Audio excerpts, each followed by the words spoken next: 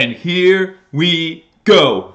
Welcome to Believers Talk and Week 15 in the National Football League as we get ready to give you the live reaction and play-by-play of this game between our Buffalo Bills and the Detroit Lions.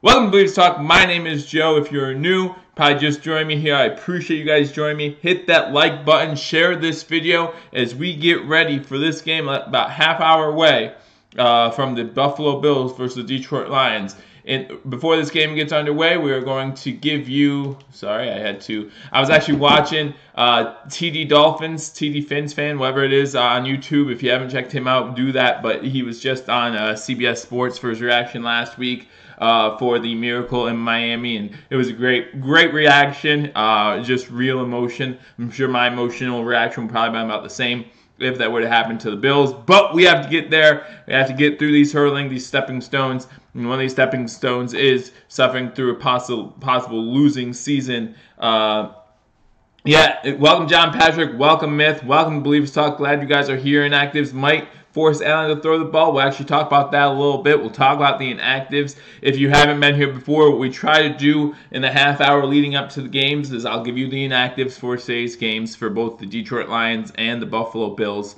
I'll go through the 1 o'clock games to let you know what's going on around the league. And then during commercial breaks, during the games, I will also give you updated scores from all those games. And then I'll give you my 3 keys to victory in this game. I'll give you my score prediction for this game as the Bills play the Lions in Buffalo. So definitely looking forward to this game today. I think this is a game the Bills have a chance to win at home.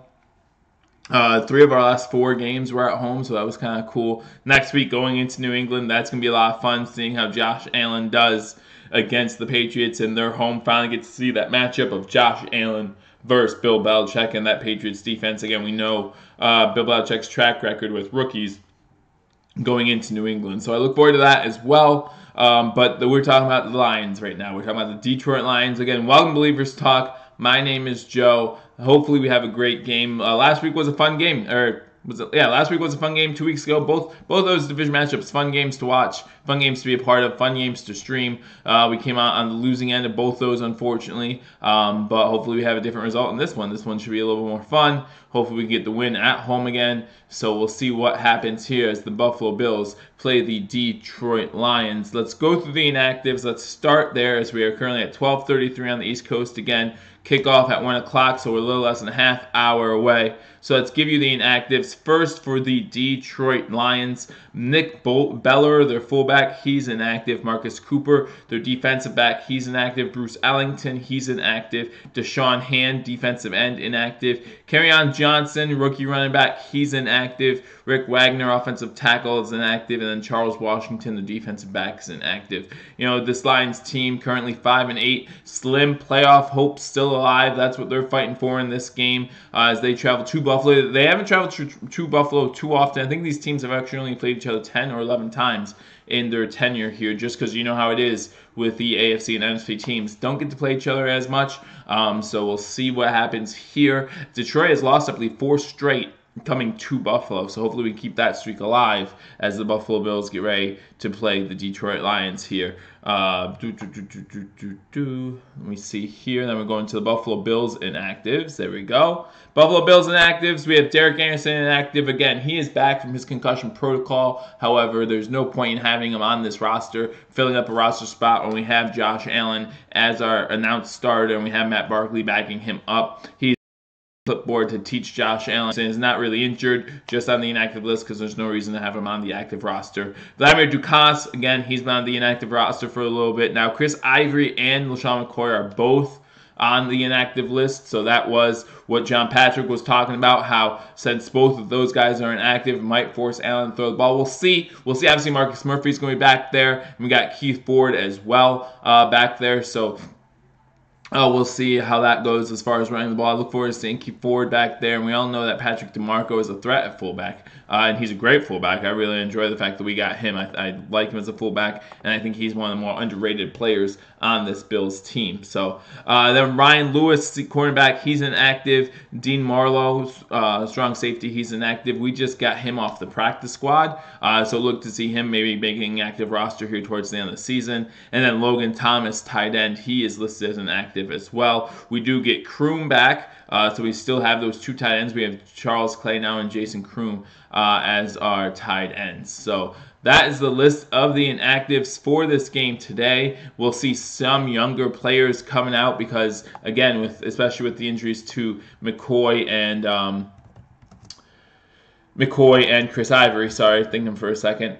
Then I will leave more time for Marcus Murphy maybe to make some plays. Fine, might get to see some Marcus Murphy, which is something I've been waiting for a long time. Welcome to Believers Talk, JMG21. Who should the Buffalo Bills draft? Well, it's tough to say right now, just because right now I think we have the 6th overall pick. If the season were to end today, I don't think we're picking 6th overall. I think we'll get another win or two in there. But according to what standings say right now, we're currently ranked 6th. Also, wouldn't be surprised if you see us trade down, especially if we get into that top 5 range. But you're talking about who we're going to draft. Obviously, our position needs are offensive line and wide receiver. So you look at those positions first.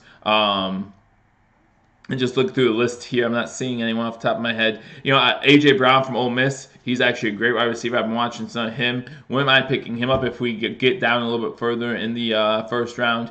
In this current projection, who they have us getting. We could also get a young defensive tackle. I'm seeing some good young defensive tackles. They have us picking up Juwan Taylor from Florida. Haven't seen too much from him yet. But we do have to work on our offensive line, so this wouldn't be a bad pickup for us. But I'm looking more at the wide receiver. We need that number 1 stud wide receiver, although we do need to improve our offensive line as well. So that's who we're looking at. Yeah, John Patrick, I agree with you as far as trading down. I know that they say the quarterback market isn't that great this season compared to last, but we all know that teams are going to reach up for a quarterback. So hopefully the Bills will benefit from that. We all know how Brandon Beane loves his draft picks, especially when we have a bunch of different things that we can work on this offseason as far as places where we can get better, and that's just one of them. Offensive tackle, wide receiver is another one. Like I said, I did see some defensive tackles. We could get a little bit younger at defensive tackle as well. But I think we want to focus mainly on the offensive side of the ball. I mean, we look at this defense. This defense is number 1 in yards allowed currently in the NFL, and so we want to keep that going, obviously. But we also want to look at the offensive side of the ball, which currently ranks 31st in the NFL. Let's go through some stats for both these teams. Some team stats for this game. We talk about the Detroit Lions and Buffalo Bills, of course. And the Buffalo Bills, still, like I said, 31st ranked offense, right? So that they're averaging 292 yards per game, where the Lions are averaging 330.6. So obviously a big disparity there. However, those yards are going up ever since Allen's been back, even with Matt Barkley. And when we beat the Jets 41-10, we have seen those stats continue to improve. We outgained both the Dolphins and the Jets in those 2 losses. 2 games we really could have won.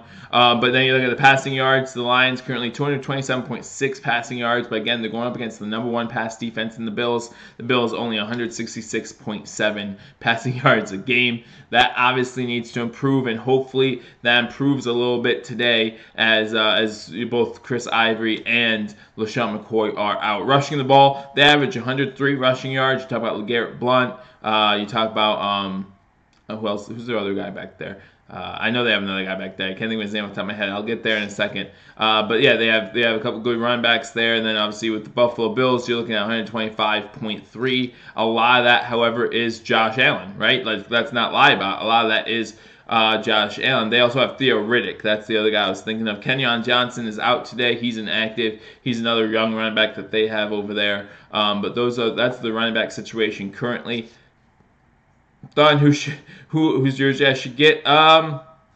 If you're looking at rookies, I would go Edmonds before I went Josh Allen. Just you don't know what Josh Allen yet. You know what we have in Tremaine Edmonds. We know he's going to be a stud in this league, and I think he's the type of player that Sean McDermott might want to keep on his team for a little bit. If people want to compare him to Luke Kuechly, I think that's a little unfair. But at the same time, we know he's a good young linebacker, has a lot of good years in him. That's the way I would look if I was still going to get a jersey. Every time I get a jersey, I seem to get burned. I have this jersey. I'm currently wearing a C.J. Spiller jersey. I have a Sammy Watkins jersey. I mean, two guys. Those are my two most recent jerseys, and they both left there shortly after. So I think if I ever get a jersey again, it's going to be a throwback.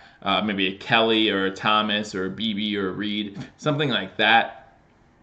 Not necessarily someone who might leave the team, but if you're looking for an active player, maybe Kyle Williams. I would definitely get a Kyle Williams jersey, just because he's spending the rest of his career in Buffalo. If this is his last season, then so be it. But even if he plans to play for another season, it's going to be with the Buffalo Bills. So also, you look at, like I said, if you look at rookies, I'd go Tremaine Edmonds. Quarterbacks pass around so much in this league a lot of times, especially if they don't make it.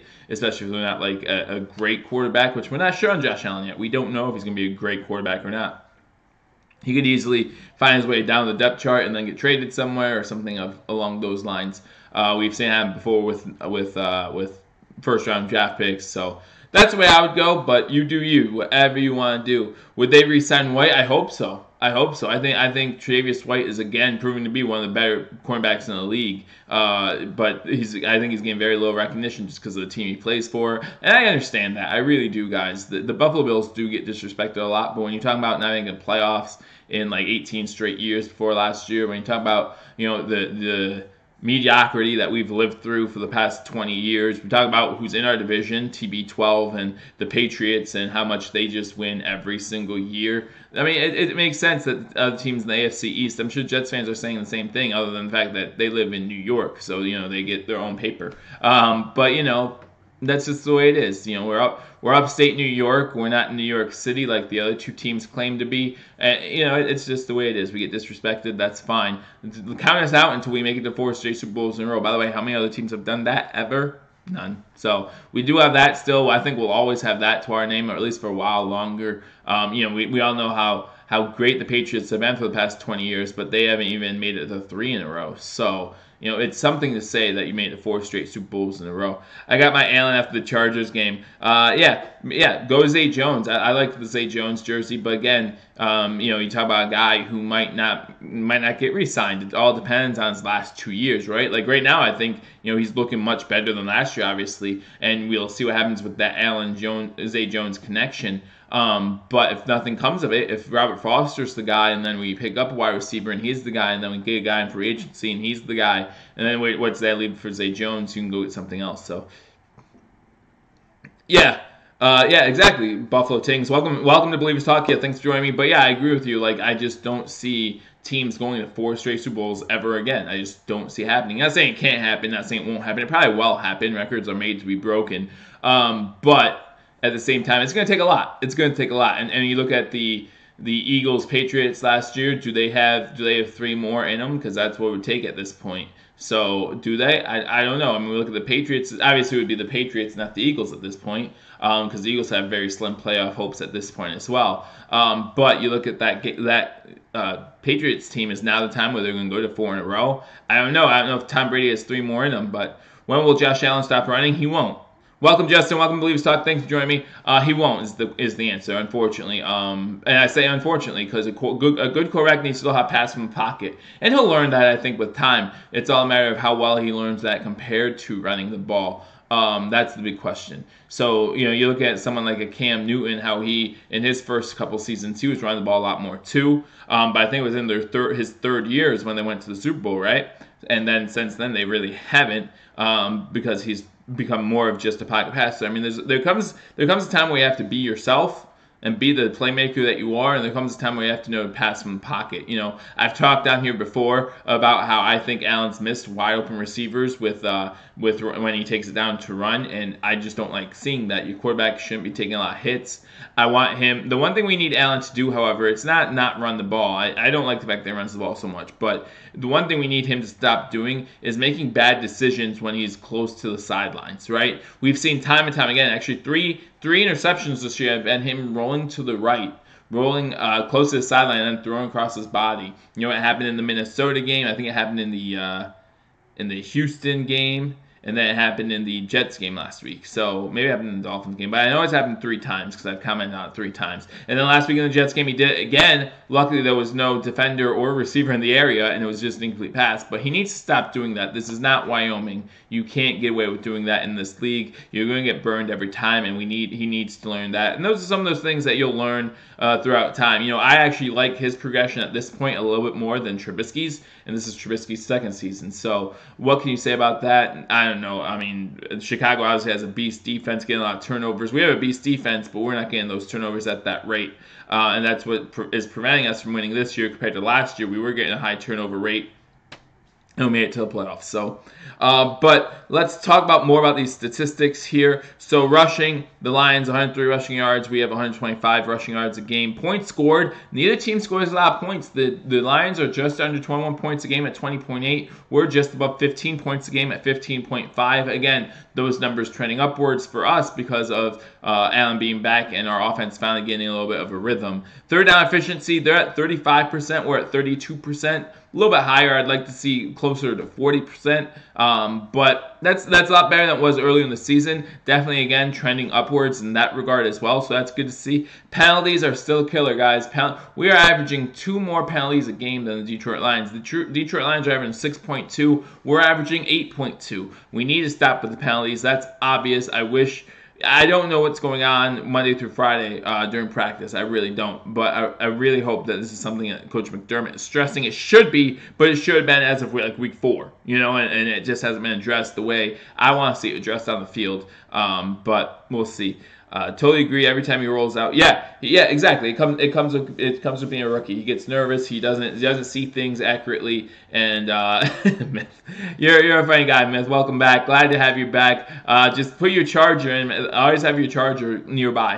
And then we'll get you this game. It's gonna be about a 3-hour game, so you want to make sure your phone's charging while you're watching this. Again, welcome to Believers Talk. If you are new, again, and if you know Detroit Lions fans who want to join this stream as well, send them along. We'll happily talk some Detroit Lions football as well. I always enjoy having them on here. We talk whatever we want to talk about. NFL news, notes. Buffalo Bills obviously are the team of choice, but we will talk about whatever you guys want, and we'll continue to give you as close to unbiased coverage of this game as I can. Obviously, there's going to be a little bias here just because of the team of choice, but I try to do a good job here making sure that everyone gets their due diligence, gets the respect they deserve. So going down now to the defensive side of the ball, obviously for the defense, it looks a little bit better for Buffalo. Buffalo is number 1 currently in yards allowed per game, only allowing 290.6 yards a game. Guys, we're allowing less than 300 yards of offense per game. That is great. That is unbelievably great. The Detroit Lions are allowing 348.7 yards per game.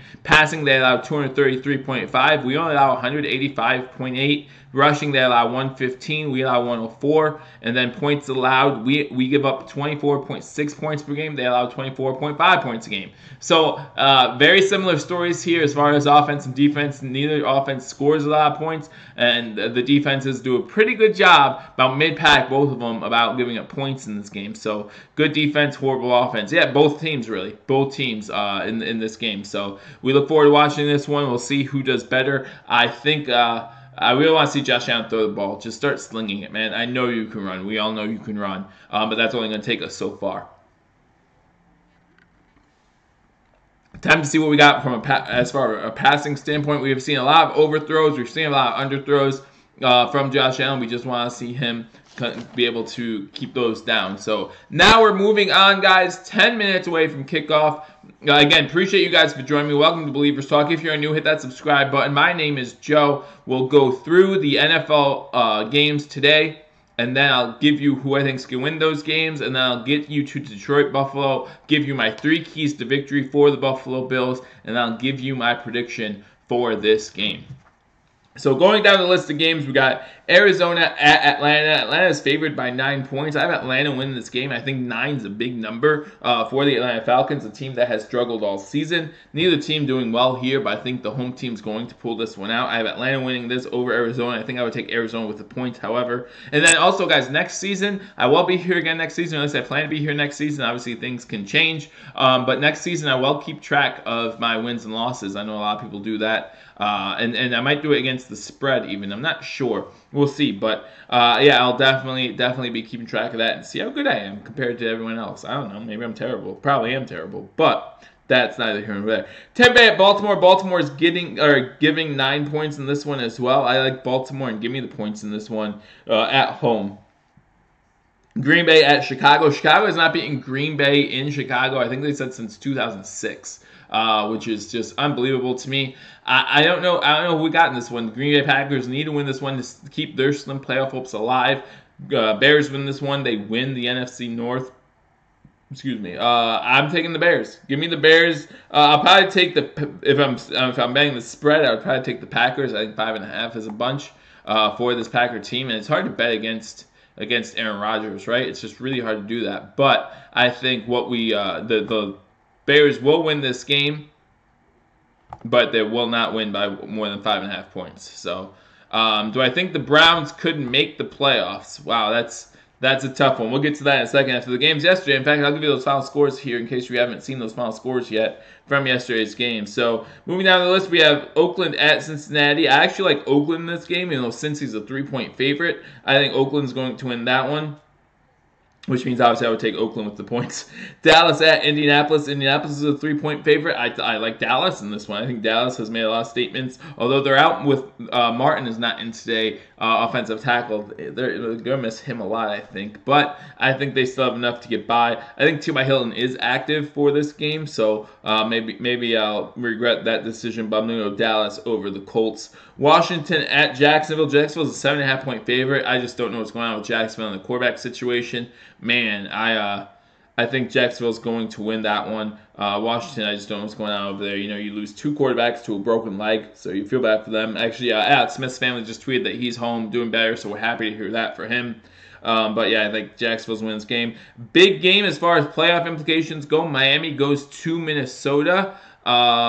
Minnesota, I think, is going to pull this one out. 7.5 points is a lot of points. I think it's going to be closer than that. I would take Miami in the 7.5, but I think the Minnesota Vikings will win this game. Tennessee at New York Giants. I actually like the Giants at home. The Giants have been playing a lot better. We saw them upset the Bears at home recently, and I think the Titans have just been Dr. Jekyll, Mr. Hyde when it comes to playing this year. So I like the Giants in this one. And then we have 2 4 o'clock games. We have Seattle at San Fran. You like Seattle in this one to clinch a playoff spot, which is weird to say that. You didn't think that you'd be saying that going into the season. And then New England at Pittsburgh. That's probably the matchup most people are looking for as far as the slate of games today. New England at Pittsburgh. New England just has Pittsburgh's number. They're 2.5-point favorites. I would take New England. Give me the points.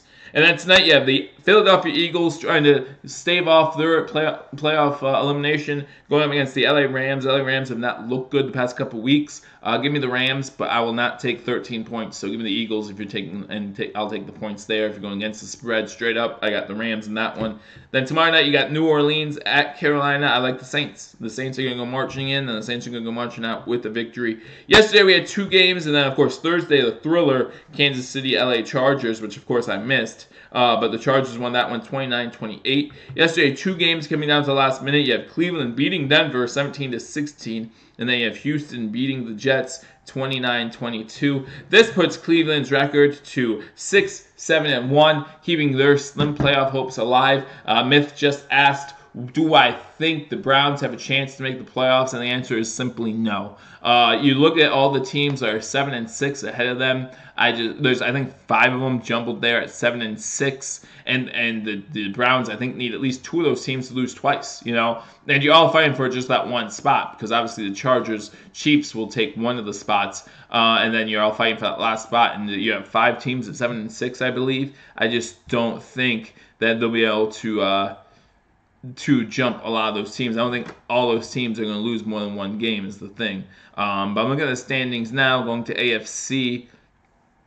Actually, let's go wild card because that's what's going to matter here. Baltimore 7-6, Indianapolis 7-6, Miami 7-6, Tennessee 7-6. So you would need all those teams to lose 1 more, and you would have to win out.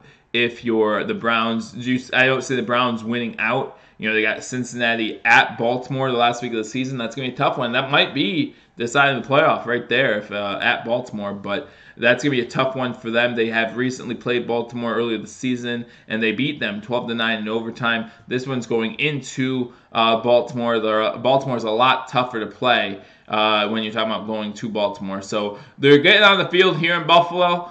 They're talking about their announcing crew. I didn't know Brady Quinn was an announcer. Obviously, we don't watch too much NFL Fox. Being Buffalo Bills fans, a lot of times our games are on CBS. This game, however, in an AFC stadium playing an NFC team, it's going to be on the NFC channel. So that means we're going to be on Fox.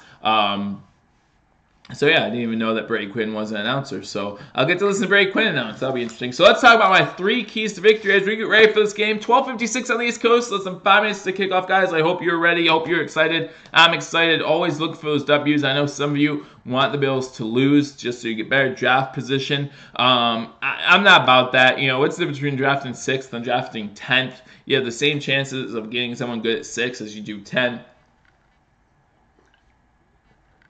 So, you know, that's my focus. My focus is seeing production from Josh Allen, continued improvement from this team, and a win if we can get it. You know, last week I was happy with that game. I was happy with some of the production. Obviously, you still see Josh Allen throwing across his body some, missing some open receivers. Not happy about that. Would love to see him clean that up. However, you know, you were happy with some things you saw. You're happy with Josh Allen's leadership. You gotta like that. So, going through my 3 keys to victory. Number 1, if you remember last week, we did not get a single sack on Sam Darnold. We need to sack Matthew Stafford. Force some pressures. Force him to try to move around. Remember, Matthew Stafford has a hurt back. And I'm not saying that, you know, I want him injured. I don't. Not at all. Not even a little bit. But that's something he focuses on. He's going to try to do a lot of quick passes. Probably try to stay on his feet most of this game. And if he falls, he might be an easy takedown at this point. Pull like a Tom Brady where, you know, if he sees a blitz coming, he'll just go down himself. To avoid hurting that back anymore. Not saying I want to see him get hurt in this game, but he does have a hurt back. We do need to get pressure on the quarterback and make him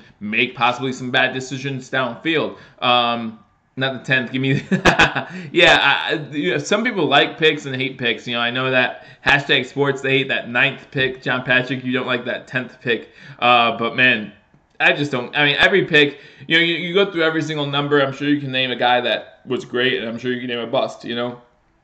That's what's going to happen when you pick like you do in the NFL draft. And that's why I'm not worried about draft position as much as I am seeing the product on the field. You know, we can only get 7 players. Like, that's all we can do is get 7 more players, so at most. So, yeah, we'll see. I mean, that's not going to help you too much. But then, number 2 on my 3 keys to victory, and if you get pressure on Matthew Stafford, what is he going to do? Probably turn the ball over. That's what we need to do. We're averaging about 1 interception a game here this season. We need to get some interceptions. We need to get some turnovers, give Allen short fields to work with, and that goes into my 3rd key to victory. It's got to be Allen time. You know, we talk about Ivory being out on the inactive list. We talk about McCoy being inactive. It has to be Allen time. We have to be able to give him time to throw the ball, so that means our offensive line has to play well. Let him run if he wants to run. You know, get some screens set up. I don't know why we haven't thrown some more screens. Now we have Marcus Murphy and Keith Ford back there. Need to be able to throw some screens their way. And let's just have Allen be Allen and maybe gunsling it a little bit. Find Robert Foster. Remember, Robert Foster, 2 starts. 2 games over 100 yards. Let's see if he adds to that. This will be his 3rd start this season. Let's see if he adds to those numbers. Do we have a lot of draft picks this draft? We have 11 so far. 11 draft picks so far. A lot of them are later, 4th round or later. But you can easily see Bean making some works with that 1st round pick, trading back, get some more picks, maybe bundling a couple of late picks together to move up a little bit. Who knows? But right now we currently have 11. So, yeah, we need Zay to produce. I would love to see Zay produce. He had 2 big drops last week, and we want to see Zay just do better. 2nd round pick last year. Last year did not play all that well with Tyrod Taylor. This year it didn't start out looking so hot for him either. But you know, lately he'd been catching on. It looked like he was going to do well, especially with that game with Matt Barkley in there, and then the Jaguars game right after that. 2 great games, but then he seems to have dropped off a little bit. Again, 2 drops last week, so hopefully he does better this week. Gets maybe I would love to see him get 5-6 catches this week. Thanks a lot, Jet Central. How you doing? Good to see you. Good luck to you guys. Actually, no, you guys played yesterday, right? You had a good game yesterday. Just came down to the wire, if I recall correctly. Let me go back.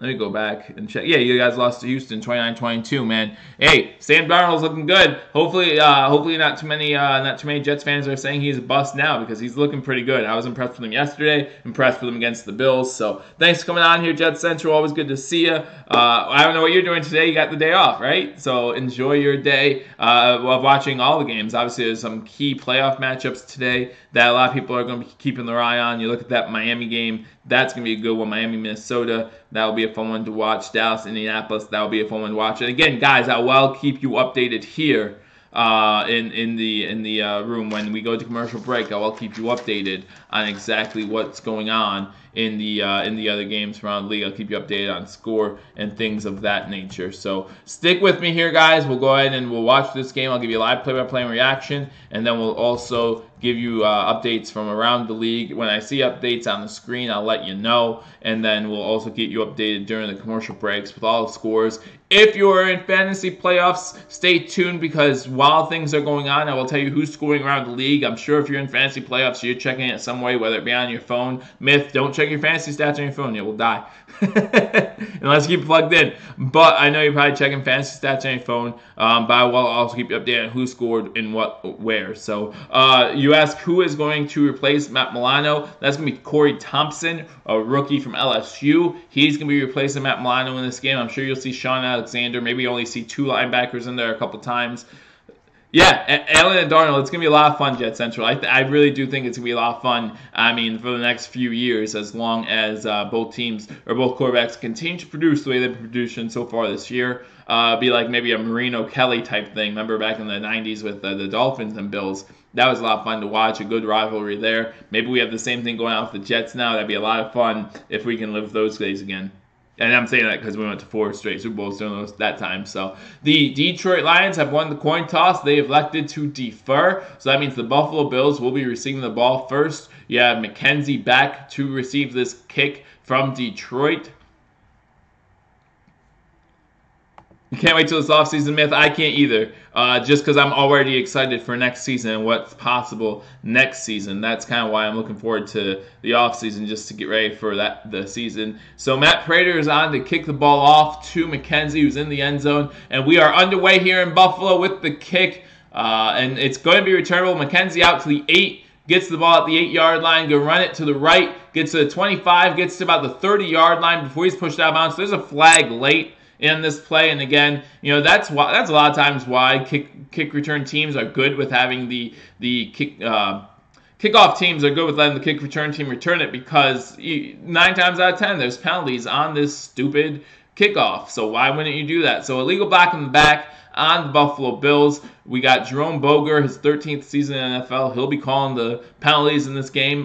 But yeah, so the Buffalo Bills will start back a little bit with the block in the back penalty. Hate returning kickoffs. And when you have in the end zone, we all know how much I say, get the touchback, get the free 25 yards. A lot of times you can't do that. But welcome to Believers Talk again, guys. Game just got underway. 14:53 going the first after return. Buffalo has the ball 1st and 10 at the 19-yard line. Guys, like this video. Share this video. Let people know we are here, giving you live reaction and play-by-play of the Buffalo Bills game. First play, got one guy at center. That's one guy in the backfield. That's Murphy. Murphy gets about 5 yards before he's brought down at the 24. So it's going to be 2nd and 5 for the Buffalo Bills, as they show us our 9th-ranked rush offense, our 31st-ranked rushing attack. Our 31st pass attack has us 31st in the NFL.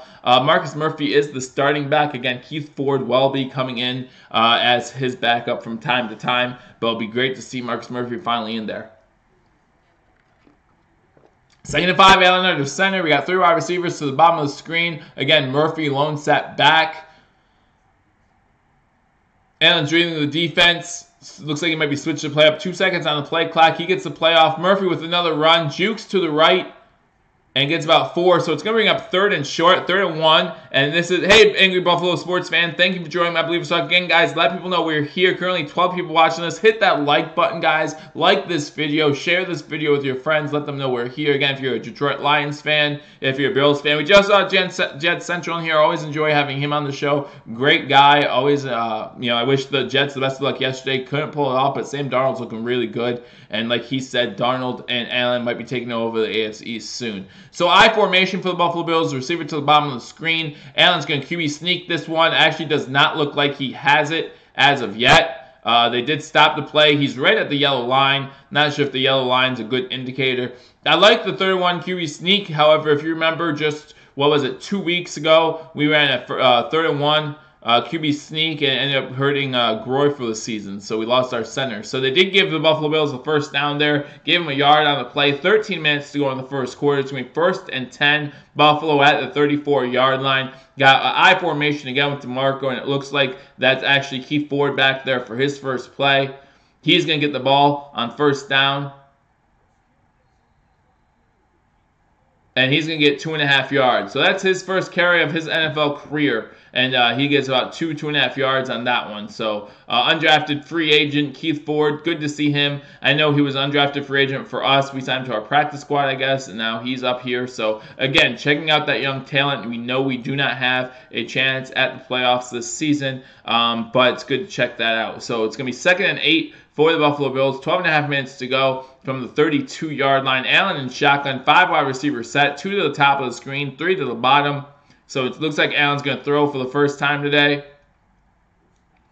Short passes to McKenzie. McKenzie catches it at the 35, and he's tackled right away. So it's going to be about 3rd and 4 for the Buffalo Bills with 12 minutes to go in the first quarter.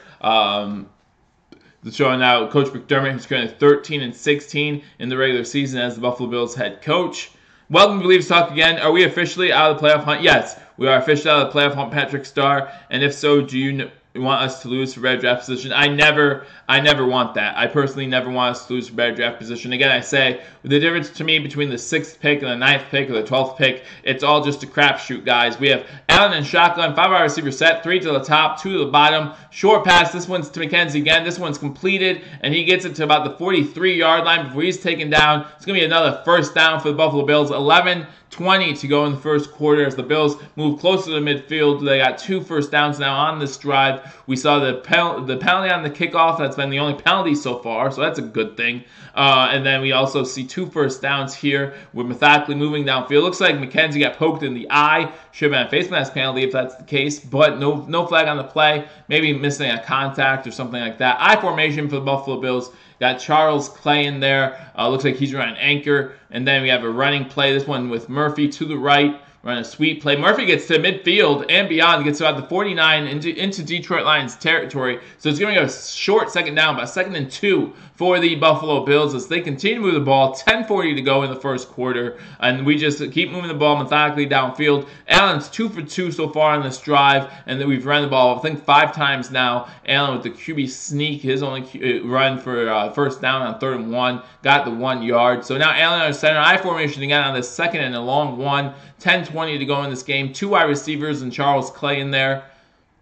Run up the middle with Murphy again. Murphy breaking through the line. Gets it again to about the 41 now of Detroit before he's taken down. So it's going to be 1st and 10 Buffalo in Detroit territory at the 41-yard line. So the Buffalo Bills actually starting off running the ball. Probably a smart strategy. I can imagine Detroit, knowing Ivory and McCoy were hurt, we're thinking that the Bills might come out trying to run the ball. But now they're just pounding the run on the ground. Allen only 2 short throws. Both Isaiah McKenzie in this one so far. He's 2 for 2. Murphy already with 4 rushes for 25 yards. Allen in shotgun formation as Murphy to his right. 1 wide receiver to the bottom screen, 2 to the top. McKenzie back in there. He goes in motion. Quick pass is to McKenzie. He tries to get outside, and he does get outside. Gets a 1st down. Gets inside the 30 to about the 28-yard line before he's taken out of bounds. So it's going to be another 1st down for the Buffalo Bills. Slowly, methodically moving the ball downfield. Actually, I'm not going to lie, guys. So far, especially if this ends with 6 points, this has probably been one of the better drives for the Buffalo Bills this whole season. Just to see them slowly and methodically move the ball downfield against this Detroit Lions defense. So, again, welcome to Bleav Talk. Thank you for joining me. If you're just joining me for the first time, hit that subscribe button, like this video, and let everyone know we're out there. Hit the share button. Share this on social media so people can know to come here for live play-by-play reaction. Fake handoff on 1st and 10. Allen looking downfield. And he does something that we rarely see. Throws it into the stands because he had nobody open. So good job by Allen. Rolling to his right. Didn't see anyone open. His 1st and 2nd read. So he saw Detroit coming after him and just threw it into the stands. Looked like Charles Clay was going to be the intended receiver on the rollout. But the Detroit Lions did a good job of sniffing it out. Looks like Murphy would have been open for maybe a short gain on the play, but what can you do? 9:01 to go in the first quarter. Again, Allen still missing some routes. Maybe just the skin off his progressions a little too early. Allen in shotgun, 3 wide receivers to the left of him. Murphy joins him in the backfield, and Murphy gets the handoff and is taken down right away by number 27, Quinn of the Detroit Lions. So it's going to bring up a 3rd and 10 for the Buffalo Bills. 8:45 to go in the first quarter. Again, would love to see this. What started off as a good drive, 3 or 4 first downs for the Bills on this drive. Would love to have seen it get 6 points here. We got 3rd and 10. So we'll see. They're saying 3rd and 9, so we'll see what Buffalo does here. 8:30 to go in the first quarter. The Bills got the ball first, and this is still the opening drive of the game. 11 plays, 54 yards, 6.5-minute drive so far. 3rd and 9, 8:22 to go. Allen shotgun, 5 wide receiver set. Allen getting pressure from behind, and he gets sacked at about the 36-yard line. So that's gonna make it a long field goal even for the Buffalo Bills, as he's sacked by number 42 of the Detroit Lions. And that's going to take us back to 36. And we all know about Stephen Hauschka's issues lately with kicking the ball. I don't even know. I didn't see Hauschka on the inactive list, so he must be playing. Kennard was the one with the sack, getting Allen from behind. As Allen started rolling to the left, Kennard came from his left and tackled him. So it's going to be 4th and 18 now. And it looks like the punt team is out, so they're not putting Hauschka out there to try a long field goal.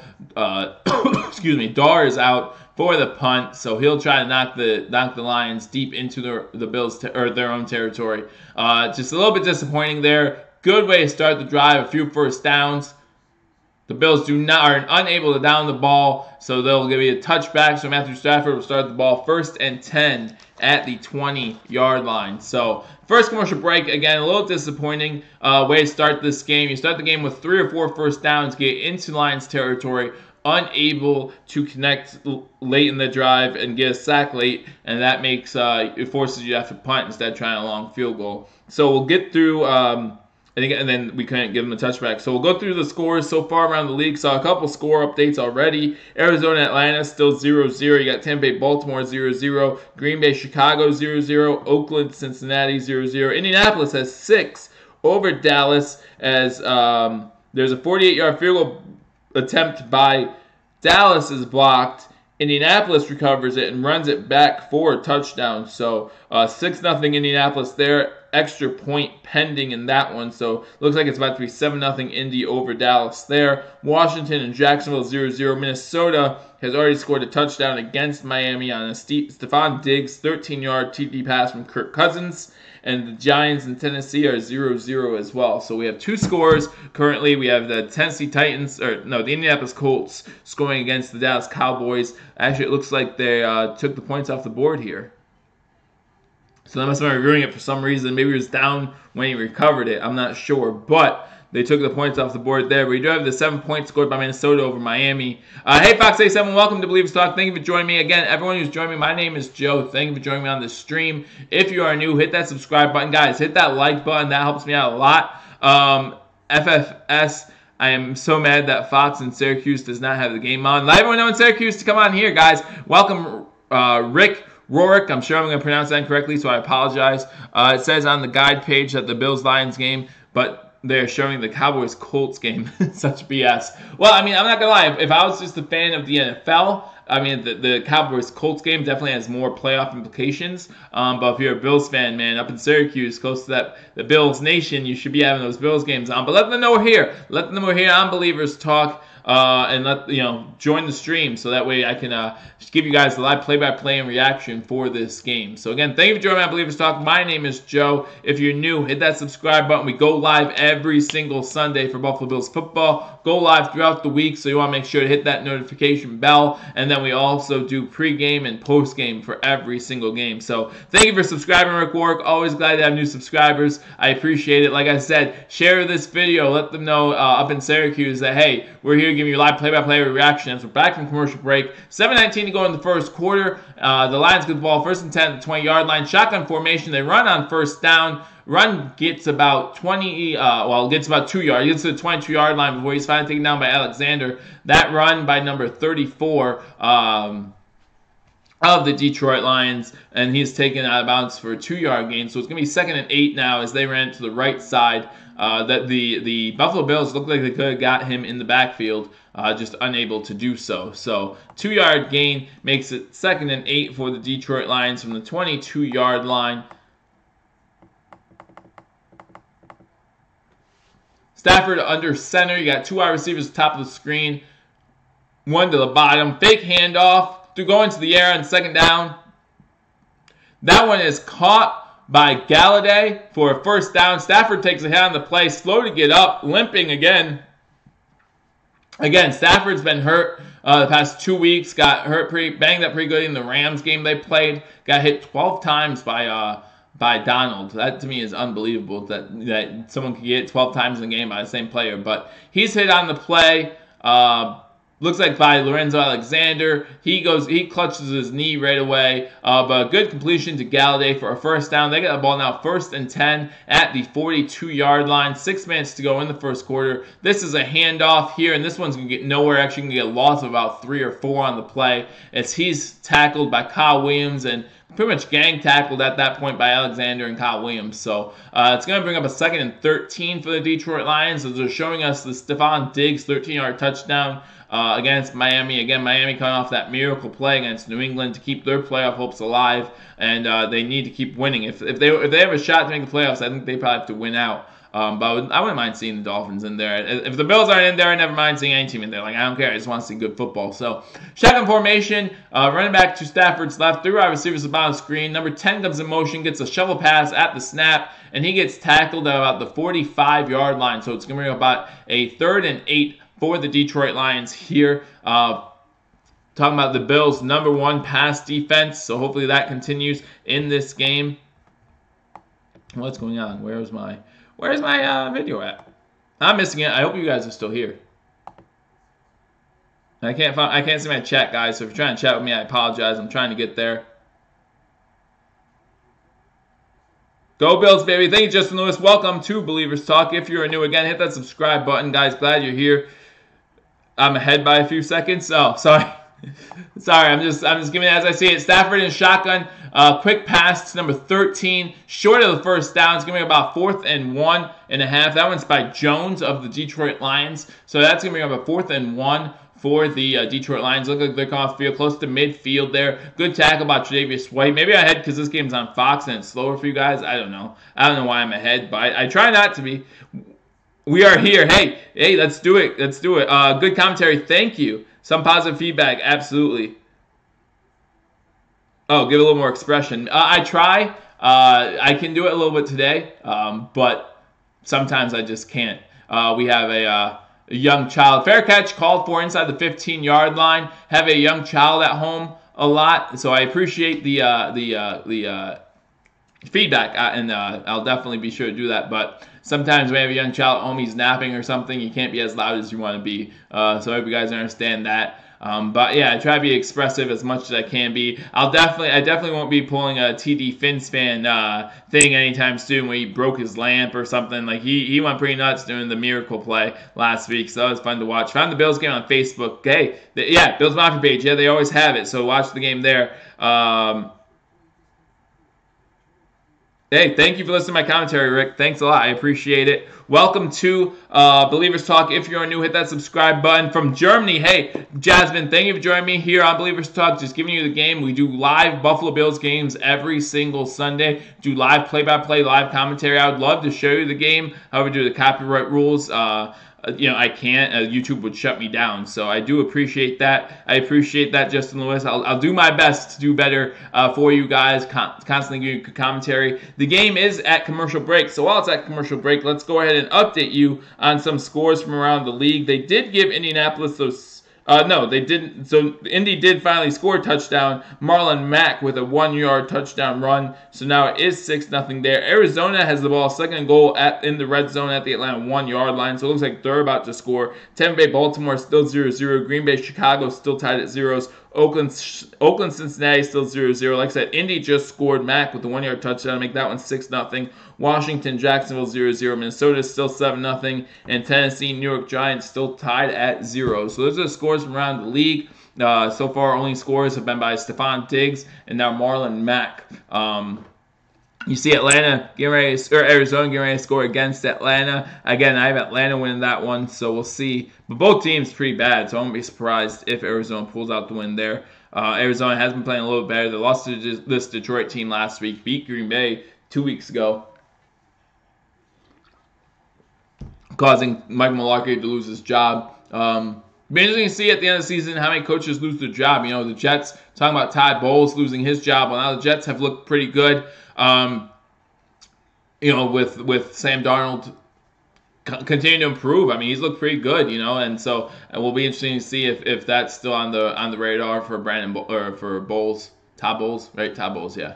So Josh Allen back on the field, only player in NFL history with 200 passing yards and 100 rushing yards in consecutive games. So, and again, if he rushes for over 100 yards, he'll be the first quarterback in league history to have back-to-back 100-yard rushing games. He should already be, but in the Jacksonville game, he only had 99 because they had two kneel downs to end that game. First play is a run to the right to Murphy. Murphy gets 3 yards on the play, gets the ball to about the 17-yard line before he's tackled. So it's going to bring up a second down with 3:40 to go in the first quarter. 2nd and 7 for the Buffalo Bills. Buffalo Bills were able to move the ball a little bit on the first drive.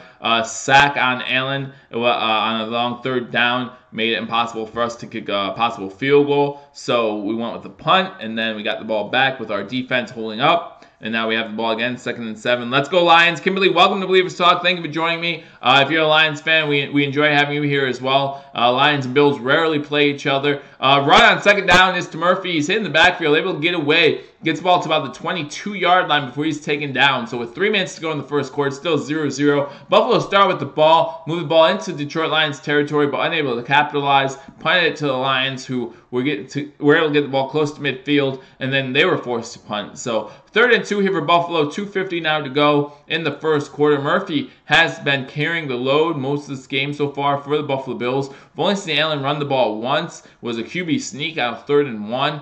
Looks like with 12 seconds on the play clock, Buffalo needs to get something going here quick. They're still in the huddle. 2:35 to go in this game. You might have to burn a timeout, which I hate doing early.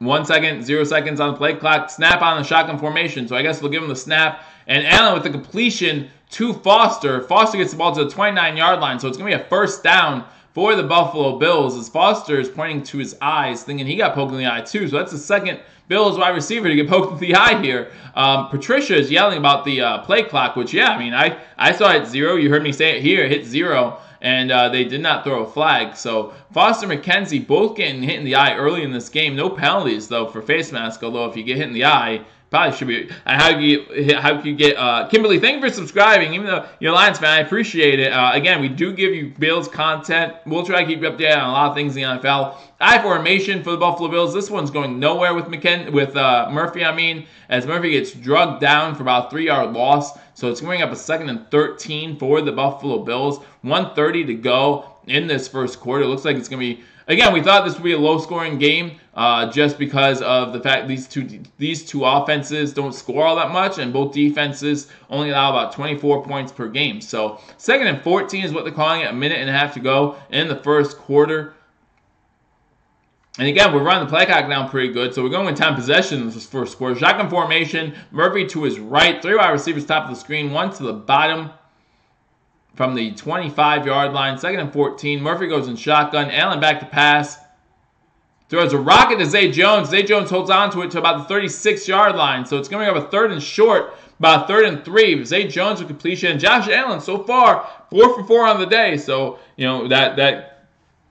One thing we were questioning was his completion percentage. That seems to be trending upward. That boy Jared Davis is a monster. I believe it. He already got. Was he the one that got the sack? I'm not sure. I forget. But yeah, the Detroit Lions have a young core of players too that they can look forward to in the future as well. So Allen's doing good so far. Shotgun formation, 5 wide receivers. Zay Jones goes in motion, goes back, and Zay Jones is open. Nope. Running to the right is Allen. Allen trying to get out pressure. He does have one completion. I forgot he threw the ball away. Throws this one away as well, or was it intercepted? No, it was incomplete. It was out of bounds. So he tried to zing it in there to Zay Jones was unable to, so that's going to be his second incompletion on the day. So it's going to be a 4th and 3. Lions think they got the interception, so let's take a look here. They might have got that interception, actually. That might be an interception. He might have drugged both his feet down. Veteran play for the corner, number 27 of the Detroit Lions, but they're not reviewing it. Doesn't look like it, at least. Punt. Dar is out there to punt, and there's no challenge flag thrown by Patricia. It was pretty close. I'm a little surprised they didn't challenge it. Fair catch called for the 25-yard line by Jones of the Lions. So it's going to be 1st and 10 for the Detroit Lions again at the 25-yard line. I thought that could have been an interception. I think the Detroit Lions missed a chance to challenge that one and possibly get good field position. So Allen with 2 incompletions. One of them was a throwaway, but he's looked all right so far, throwing a couple good passes. But we go to commercial break. Detroit Lions getting the ball late in the first quarter, still 0-0. Hey, Julia, thank you for joining me on Believers Talk. Welcome. Welcome to everyone who's new. I saw there was someone here from Germany. I appreciate that. Jasmine, I appreciate you coming on here. Again, guys, like this video, share this video. Let people know we're here giving you live play-by-play reaction of the Buffalo Bills-Detroit Lions game. And I will go through these scores as we're at commercial break here. The Arizona Cardinals did score, making it 7-0 on a David Johnson 1-yard touchdown run. So it's 7-0 Atlanta over Arizona. Chicago Bears on the board. They have scored just now. Jordan Howard with a 9-yard touchdown run to be beating Green Bay 7-0 in that one. You have the Indianapolis Colts still up 7-0 on a Mack 1-yard touchdown run. And now Minnesota is taking a 14-0 lead over Miami. Dalvin Cook, 13-yard TD run. So it's Stephon Diggs' 13-yard touchdown pass and Dalvin Cook's 13-yard TD run has put the Minnesota Vikings up 14-0 over Miami. Tennessee is now up 6-0 over the Giants with a Derrick Henry 5-yard touchdown run. Extra point pending there. So now they're up 6-0. Few scores around the league. Now scoreless games, we still have Buffalo and Detroit obviously scoreless. Tampa Bay, Baltimore still scoreless. Oakland, Cincinnati still scoreless, and Washington and Jacksonville still scoreless as well. So, again, thank you for joining me on Believers Talk. My name is Joe. If you're new, hit that subscribe button, and then you want to hit that notification bell because we go live a lot, giving you live games every single Sunday. We're here during football season. Even during the playoffs, I might try to get on here, whether it be a Saturday or Sunday game, try to get on here, do some live play-by-play for you as well. Although our Buffalo Bills will not be in the playoffs, just want to get on here. I mean, I'll be watching the games anyway, right? I got to sneeze, so hold on a second. Nope. Excuse me. So I'll try to do the playoffs as well. But then, yeah, we always do Bills games. I'll be here tomorrow, Monday, live for post-game. Give you post-game recap of the game. I rewatch the game every Monday to try to get emotion out of the game and just see what the Bills did right, what the Bills did wrong. Try to do good and bad tomorrow evening. And then Thursday, normally halftime of Thursday Night Football, I'm live. Obviously, the past few weeks, I've done a couple collaboration videos. I was unable to be here this past Thursday. Not sure if I'll be here this Thursday, but I will get a video out so you guys can see how I pregame the New England Patriots game coming up. The Lions run to the left on first down for about 3 yards or 2 yards. LeGarrette Blount on the run got tripped up after a 2-yard gain, and that's going to be the last play of the first quarter. So kind of a bad time. You hate when you have a commercial break, then one play. You come back, have one play, and then another commercial break. But end of the first quarter, 0-0. Detroit will have the ball, 2nd and 8. Must have talked to Allen about run. Yeah, they must have. He hasn't come down and run. Well, they've ran a lot of run plays too. Bills trash. Trace, welcome to Believers Talk. I'm sorry you feel that way. Yeah, the Bills this season haven't been the greatest thing to watch, but we'll be back. We'll be back soon. I think Josh Allen's the right guy for the job. I really do. So I look forward to the Buffalo Bills being back to playoff contention here soon, next season or two. We have a lot of cap space, $85 million, I believe it is, going into next season, and so I think that will help out a lot as to building this team up for Josh Allen, giving him something to play with. We know that the wide receiving core hasn't been the best, although we do see Zay Jones coming into his own a little bit and Robert Foster coming into his own a little bit. We know the offensive line has been pretty weak, although they've been playing better as of late. Just unfortunate they were unable to play this well the whole season. Unfortunate that we couldn't keep Allen healthy this whole season. Unfortunate that McCoy's been out for a lot of the season. This is the third time he's missed time due to an injury, so that's unfortunate. Just a lot of things went the wrong way for the Buffalo Bills this year, but that's okay. We're not whining and complaining. We'll take it. We'll take it, and then we'll continue to grow, and we'll move this into next season. Currently, that commercial break, end of the first quarter. Detroit Lions have the ball, 2nd and 8. Game moving pretty quickly right now. This is only the Lions' second drive of the game. Bills on their first drive of the game able to move the ball into Lions territory, get a few first downs, ran the ball a lot in that first quarter with Murphy. Even got Keith Ford his first carry of his career, so able to run the ball pretty good. Then we punted, of course. The Lions moved the ball to about midfield before they were forced to punt, and then I think we just went 3 and out, possibly got 1 first down on that last drive. Before then we punted it again to the Detroit Lions. They ran 1 play, and now it's 2nd and 8, and we're waiting for the start of the second quarter as this game's still 0-0, and the Detroit Lions have the ball. So looking at some scores, we just did some score updates, but I'll see if there's been any new scores. Tennessee has the ball in the red zone, so apparently that Derrick Henry score did not count. They must have reviewed it, and he was down or something. So they have the ball 4th and goal at the 1. So they took those points off the board. Indianapolis is still up on Dallas 7-0. Chicago up on Green Bay 7-0. Atlanta scored quickly in that one. Wow, that's 7-7. Deion Jones with a 41-yard interception return to make that one 7-7. Who would have thought that Atlanta's first points were on defense? As we're back, 2nd and 8. Stafford in shotgun formation. 5 wide receivers. 3 to the top, 2 to the bottom. Stafford going deep. Looks like there might be pass interference on Tre'Davious White because he was holding Galladay pretty much the whole way downfield. So it looks like it's going to be pass interference on Tre'Davious White, just unable to stick with Galladay. It looked like he was able to stick with him yard for yard. I don't know why he was holding him so much. Galladay is a little bit taller, but Galladay is one of the top young receivers in this game, I think. This is his 2nd year in the league, I think. I really look forward to seeing his growth throughout the and did he catch it anyway? Galladay caught it anyway. I didn't even realize he caught it. So Galladay still made the catch, so it might be a declined pass interference anyway because he did make the catch. So it's going to be 1st and 10 for the Detroit Lions. I didn't even know he made that catch. Wow, good catch, good concentration by Galladay. They have the ball in Bills territory at the 42-yard line. Shotgun formation, I formation, blah, blah, blah, blah, blah. Single set formation. They had number 10, Jones, motion.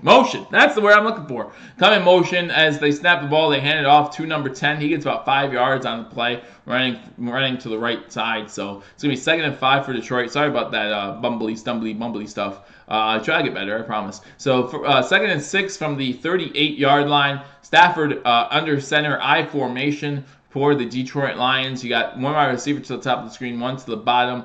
Number 66 is in there. He's in motion. Looks like timeout Detroit here. Timeout Detroit, so it's going to be... timeout Buffalo. Timeout Buffalo, 14:01 to go in the second quarter. Buffalo waits their first timeout. I don't know if they saw something they didn't like on that play, on that 2nd and 6 play. But they do call their first timeout. That just shows the game break of the Vikings scoring their 2nd touchdown to go up 14-0 Miami. Again, huge playoff implications in that one. As we go through some scores, we got Atlanta and Arizona tied at 7. Tampa Bay, Baltimore still 0-0. Chicago still up 7-0 on Green Bay. Cincinnati has moved the ball into the red zone. They have the ball 3rd and goal at the 7 as that game is still 0-0. Dallas has the ball in the red zone at the end of the first quarter. They have the ball 2nd and 6 at the 8 with that game 7-0 Indianapolis. Washington has scored a field goal to go up 3-0 on Jacksonville. Minnesota is still up 14-0 on Miami. And Tennessee is now up 7-0 as they went for it on their 4th and 1. And Derrick Henry gets a 1-yard touchdown run to make that game 7-0. So we come back from timeout. 2nd and 6, I formation for the Detroit Lions. 2 wide receivers, 1 to the top, 1 to the bottom. They pitch it out. And they get first down with number 25, Theo Riddick. Gets the first down for the Detroit Lions on the pitch to the left with 13:55 to go. Detroit has the ball 1 inside Buffalo territory, 1st and 10 for the Detroit Lions. So they're moving the ball quite well on this drive. Obviously, the big play, that big pass play to Joey Galladay down the sideline, or Kenny Galladay, I'm sorry, for the first down. Even while he was being pass interfered with by Tre'Davious White, able to concentrate, get the first down. Ball at the 31-yard line, 1st and 10. Stafford in, it looks like there's going to be a false start in Buffalo. They got free play. And it's going to be incomplete. So it looks like Stafford's bleeding on the play. His finger's bleeding. So he's been banged up a couple times already. But we got false start on the defense. That's going to be the Bills' second penalty of the game. It's going to be 1st and 5 now for the Detroit Lions. So that was a free play. Luckily, Stafford didn't see it in time. It was on Murphy. That's who the false start was on. And yeah, Stafford gets hit again, this time by Jerry Hughes. Stafford looking for a flag. Oh, he was looking for the flag on Murphy, and he got it. So I don't know what he's seeing, but I'm surprised they went for a screen there and not going long for long completion on free play. So shotgun formation, 1st and 5 for Stafford. Got running back to his left. That's Riddick. Riddick gets the ball, and he gets 4 yards on the play, about the 22-yard line. So we have a 2nd and 1 for the Detroit Lions here with 13 minutes to go in this second quarter. So the Lions moving the ball well on this drive, moving it well into scoring range for this. So now we look to stop them hopefully to a field goal. Again, thank you for joining me on Believers Talk. My name is Joe. If you're new to the channel, hit that subscribe button. We go live every single Sunday. Season's winding down, but that does not mean we will not continue to be here on Believers Talk. We have plenty of things to go over in the off season. We got Stafford in under center. We got I formation.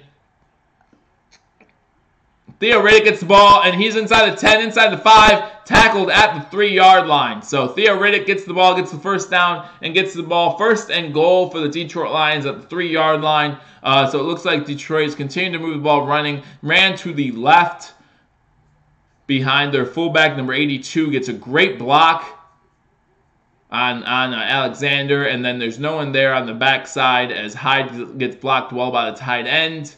And then he's finally tripped up by, it looks like, Poyer on the play, but he gets the ball inside the 5-yard line. Going to be 1st and goal. Stafford in shotgun formation. You got wide receiver to the bottom of the screen, 2 to the top. Handoff goes to LeGarrette Blount, and he gets stuffed at the line. So it's going to be 2nd and goal from the 3.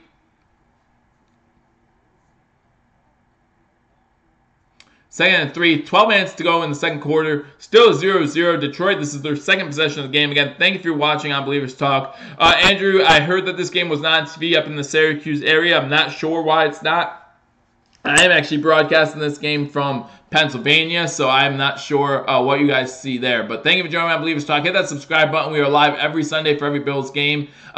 Stafford under center, 2 wide receivers to the bottom of the screen, 0 to the top. They run the ball again. And this time again, get nowhere, maybe half a yard this time before he's taken down. So it's going to be a 3rd and goal from about the 3-yard line. So this Bills defense doing a good job stuffing this Lions offense here. LeGarrette Blount has 2 rushes, gets maybe half a yard total. So now it's going to bring up a 3rd and goal from the 3-yard line as Kyle Williams is on the tackle on that one. Love Kyle Williams. If you're new, guys, I'm a huge Kyle Williams fan, as many of you probably are. They're actually marking the ball at the 4-yard line, so his knee must have went down before he fell forward. And they're marking the ball. So it's going to be 3rd and goal from the 4. Stafford under center. You got 4 wide receivers, 2 to the bottom, 2 to the top. You have looks like you have a running back joining Stafford to his right, but it's neither Riddick nor Blount, so I don't know who else is there. Wide open wide receiver in the end zone. That's number 17, Jones, for the Detroit Lions. He gets a touchdown. So Jones with a touchdown. I know you have 2 Joneses on the team, so I'm not sure which one number 17 is. However, he scores a touchdown to make this one 6-0.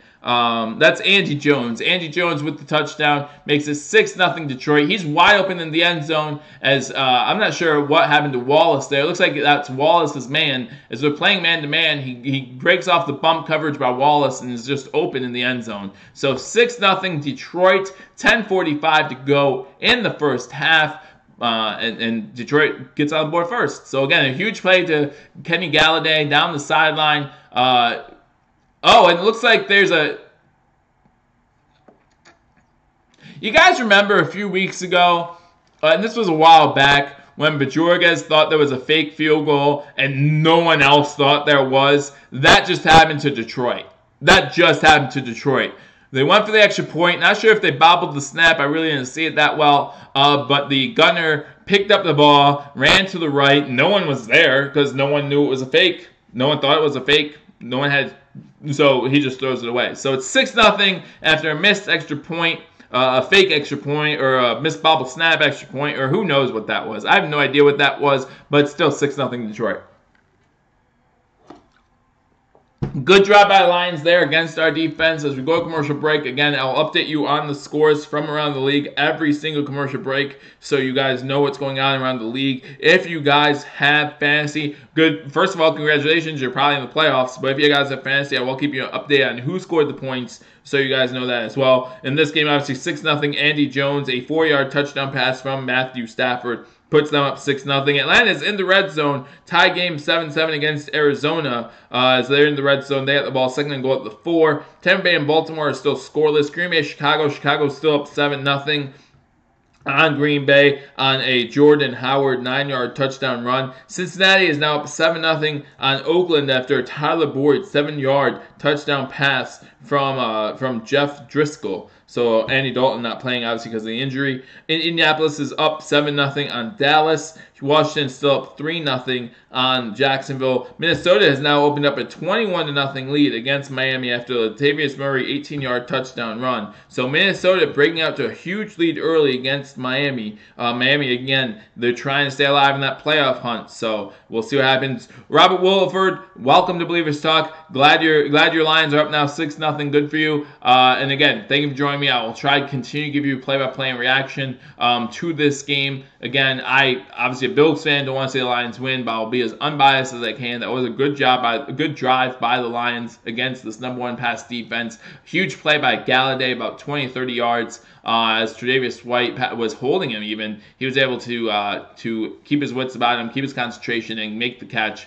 And then there was a flag, so even if he didn't catch it, there would have been pass interference. But then the touchdown pass to Jones there to put them up 6-0. Not sure what happened on the extra point, but hey, you know, these things happen. And Tennessee is up 7-0 on the Giants after a Derrick Henry 1-yard touchdown run. So those are the scores from around the league. And again, Detroit just scored, make this one 6-0. And they're getting ready to kick the ball off to the Buffalo Bills again. Again, both teams have now had the ball 2 times. Buffalo moving the ball pretty well on the first drive, just unable to score. They got sacked on 3rd down to take them out of field goal territory. The kickoff will be returnable. Kick goes to the 5-yard line. And Jones with a good trip up there, as he's tripped up inside the 15. So the Bills will start with not that great field position inside the 15-yard line. But yeah, good job by the Lions there to go up 6-0. Missed extra point on a bobbled snap or something. I don't know what happened there, but like I said, Trace Book, I don't know why you'd be timeout, but hey, that's fine. Go ahead, Myth. You do your thing. That's why I made you a mod, dude. You work out. I don't know what happened, but I'm sure you do. So thank you for watching that. So Buffalo gets the ball, 10:39 to go in the second quarter. 1st and 10. The run to Murphy again up the middle. This time Murphy gets maybe a yard. Need to start opening up the pass a little bit, guys. I realize that we want to control the ball, we want to run the ball.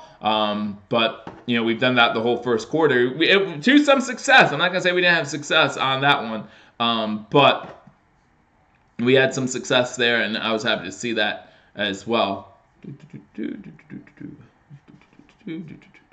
So now we have about 2nd and 9.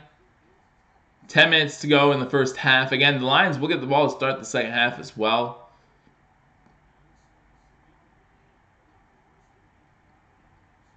Allen under center, passes the ball on 2nd down, catches with McKenzie. McKenzie gets to the 25-yard line. That's going to be good enough for a 1st down. Again, Allen having a decent day. Still haven't seen him go long yet. Not sure when that's going to happen, but I do look forward to that. Diggs with the tackle for the Lions. But yeah, you have to imagine that Allen will go deep at some point in this game. He hits McKenzie over the middle. McKenzie having a good day so far. I think that was McKenzie. I think that's the 3rd catch for McKenzie already on the day. Allen under center. You got Murphy in the backfield alone. Fake handoff to Murphy.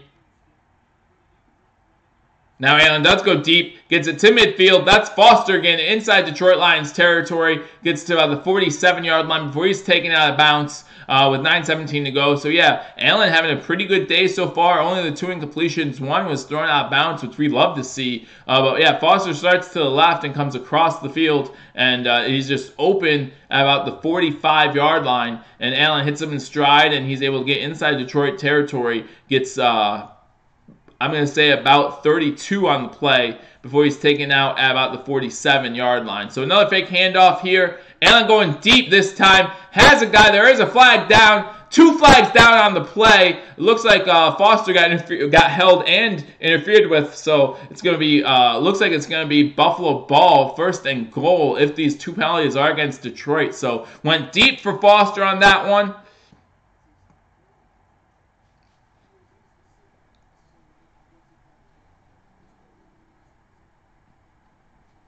So let me see what the penalties are here. Holding on the defense. Number 23, that penalty is declined. You got pass interference on the defense. Number 38. So it's going to be 1st and goal Buffalo. I knew that they'd be going deep soon. I didn't know it'd be right after I said it. That was cool. That good job by me, I guess, picking that out. But yeah, Foster goes deep.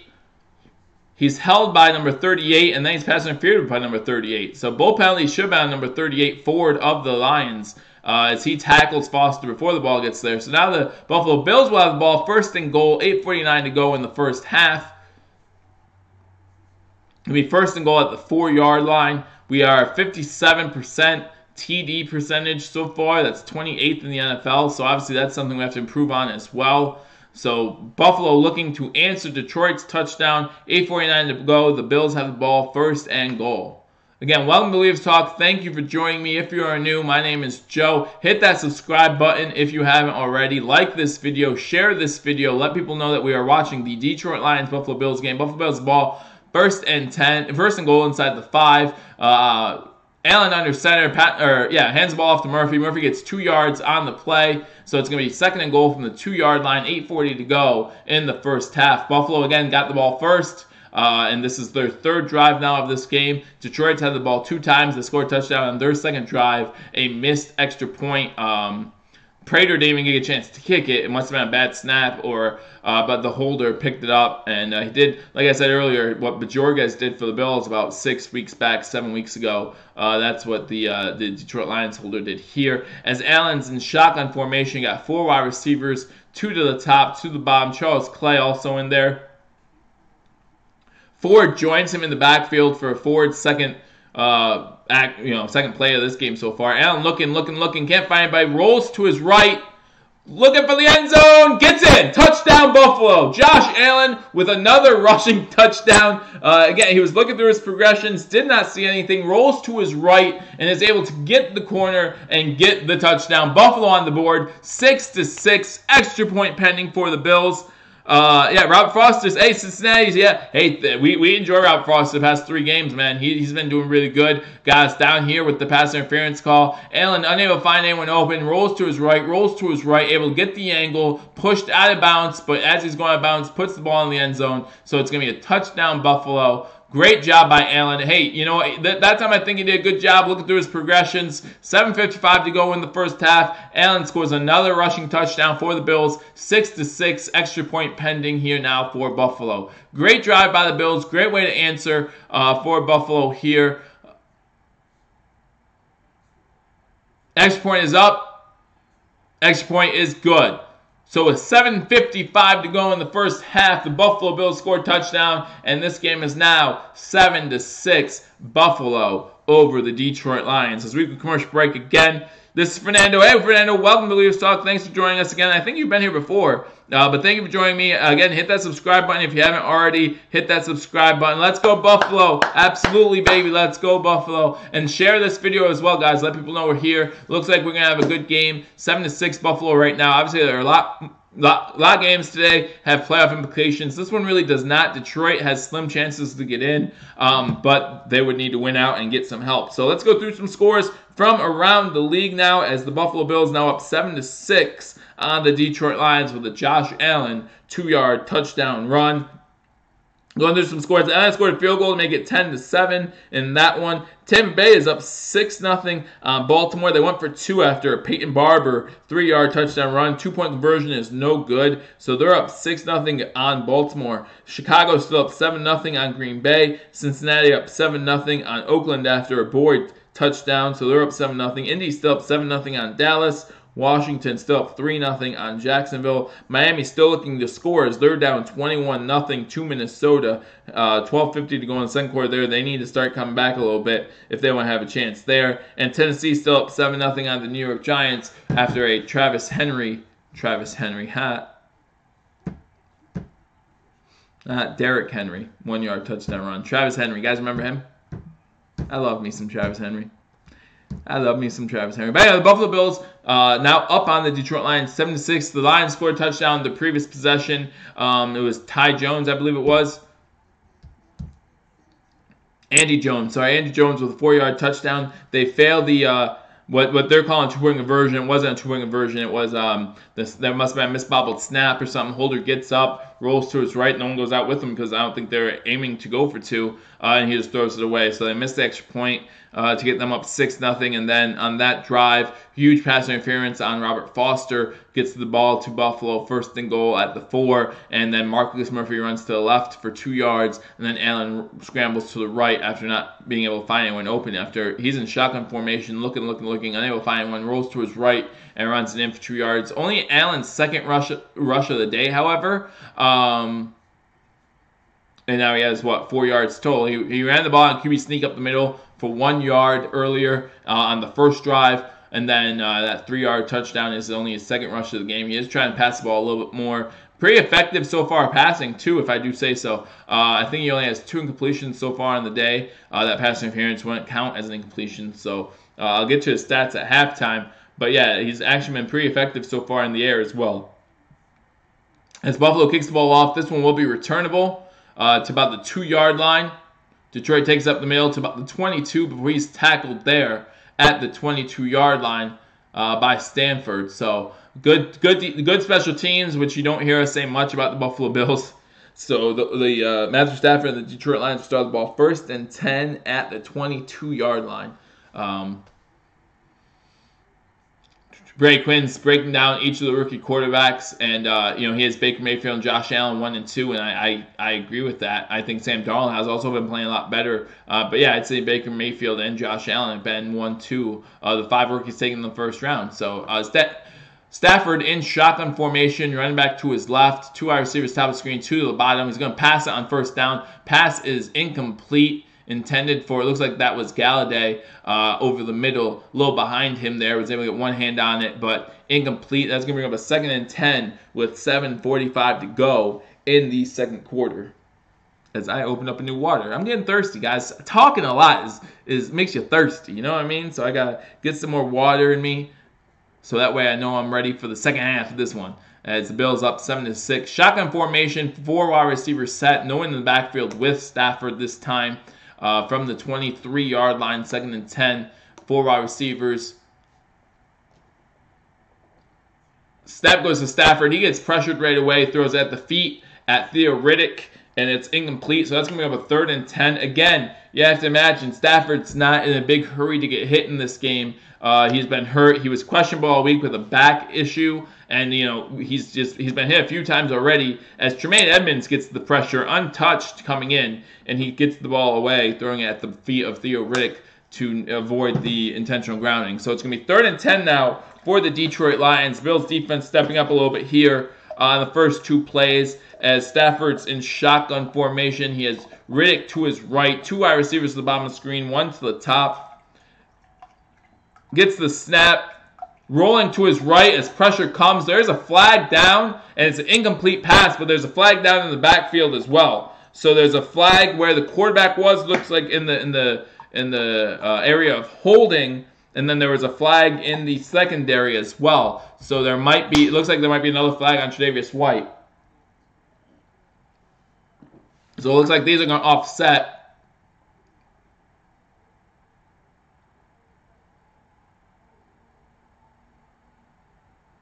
Yep. So holding on Tre'Davious White and then holding on number 60 of the Detroit Lions. Offsetting penalties, so we're going to replay 3rd down. But yeah, definite holding on Kyle Williams as Kyle Williams has come up the middle. And then we're going to look at this holding by Tre'Davious White as Galladay's coming back for the ball. Looks like White grabs his arm. So it's going to be 3rd and 10 again for the Detroit Lions from the 23-yard line. Stafford in shotgun formation. You got 2 wide receivers to the top, 2 receivers to the bottom. Riddick to his right on this 3rd and 10. Bills make me want to shout. You got that right. Blitz coming for the Bills. Unable to get there yet. Lorenzo Alexander stopped from hitting him at first, and then that's intercepted, it looks like. No, they're calling it a catch by Galladay. Wow. By Galladay, yeah. They're calling it a catch. It looked like Levi Wallace got his hands on it and got the interception, but they're actually giving it to Galladay here. I don't know. I would challenge that. I think Wallace has the interception. Yeah, I don't know about that. I really don't know. I think you want to challenge that. They're not going to. Snap goes off. It's going to be a run play up the middle. Yeah, I think. I mean, it'd be interesting to hear them say this. Galladay rips the ball away from Wallace, but I think they're both down when he does that. And it's not dual possession because I think Levi Wallace has the ball in his arms first, and then Galladay just rips it away from him. I'm not sure. What's up with Travis White? Travis White's still one of the best corners in the game. He's had a rough start to this one. Had a huge pass interference call to set up the Detroit Lions touchdown. And that holding call to negate the 3rd and 10 there. But yeah, Travis White's still one of the best corners in the game. Going up against a great wide receiver in Galladay, who just ripped the ball away from Levi Wallace, gets the Lions the ball close to midfield. 2nd and 8. And it looks like Garrett Blount is tackled right away, this time by Poyer. Poyer with a great textbook tackle on the Garrett Blount to make it 3rd and 8, or 3rd and 7 is what they're saying. 6 minutes to go in the first half here. Buffalo up 7-6 here on the Detroit Lions. Big play by Joey Galladay. Obviously, it's going to count as a completion in the stat book. Ripping the ball away from Levi Wallace. I thought it was an interception. However, the officials on the field ruled it a catch. No one challenged it. So I think you're a Buffalo sports fan. I think so too. I think McDermott should challenge that. But that's great. It's 3rd and 7 here at midfield. Got Stafford in motion. Got Riddick to his right. Riddick's going out for a screen pass. The pass is going deep and long. And it's caught again. This time by Galladay again. Man, Galladay is actually having a day against White right now. Again, White's having a bad day so far. As Galladay gets the ball inside the 15-yard line. Wow. Stafford takes another shot on this play by Jerry Hughes this time.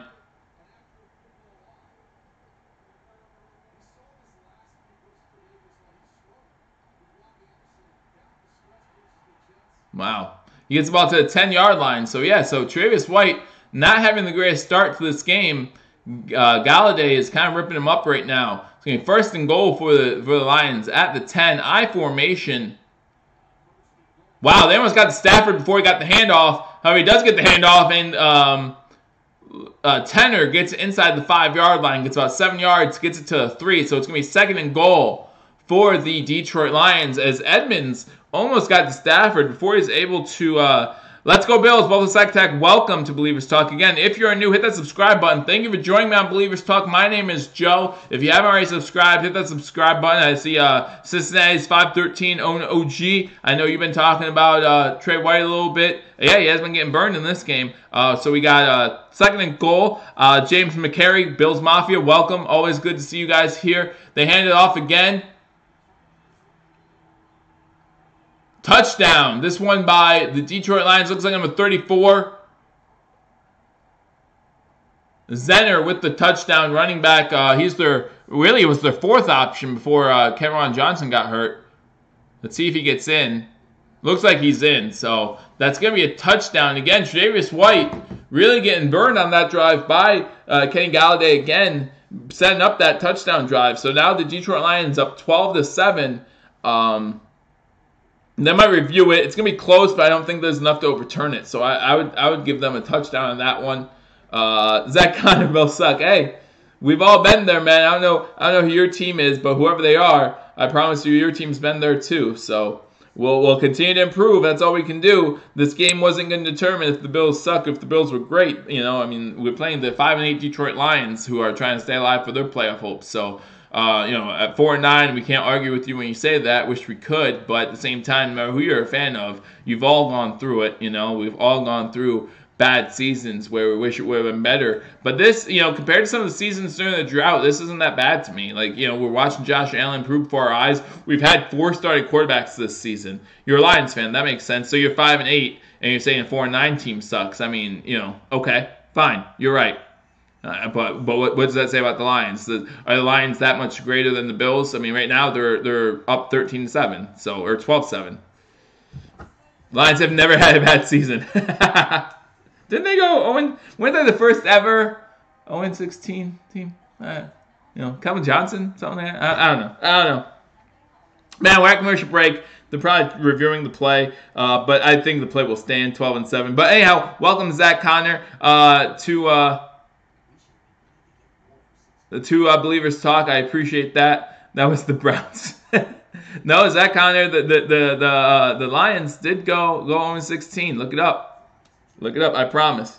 So anyway, we'll go through the scores real quick. Atlanta's up 17-7 on Arizona. Atlanta has a Matt Ryan 1-yard touchdown run. Tampa Bay's up 6-0 on Baltimore still. However, Baltimore has the ball at the 7-yard line in the red zone. Green Bay has scored a field goal. They're still down 7-3 on the against the Bears. So they're down 7-3 against the Bears.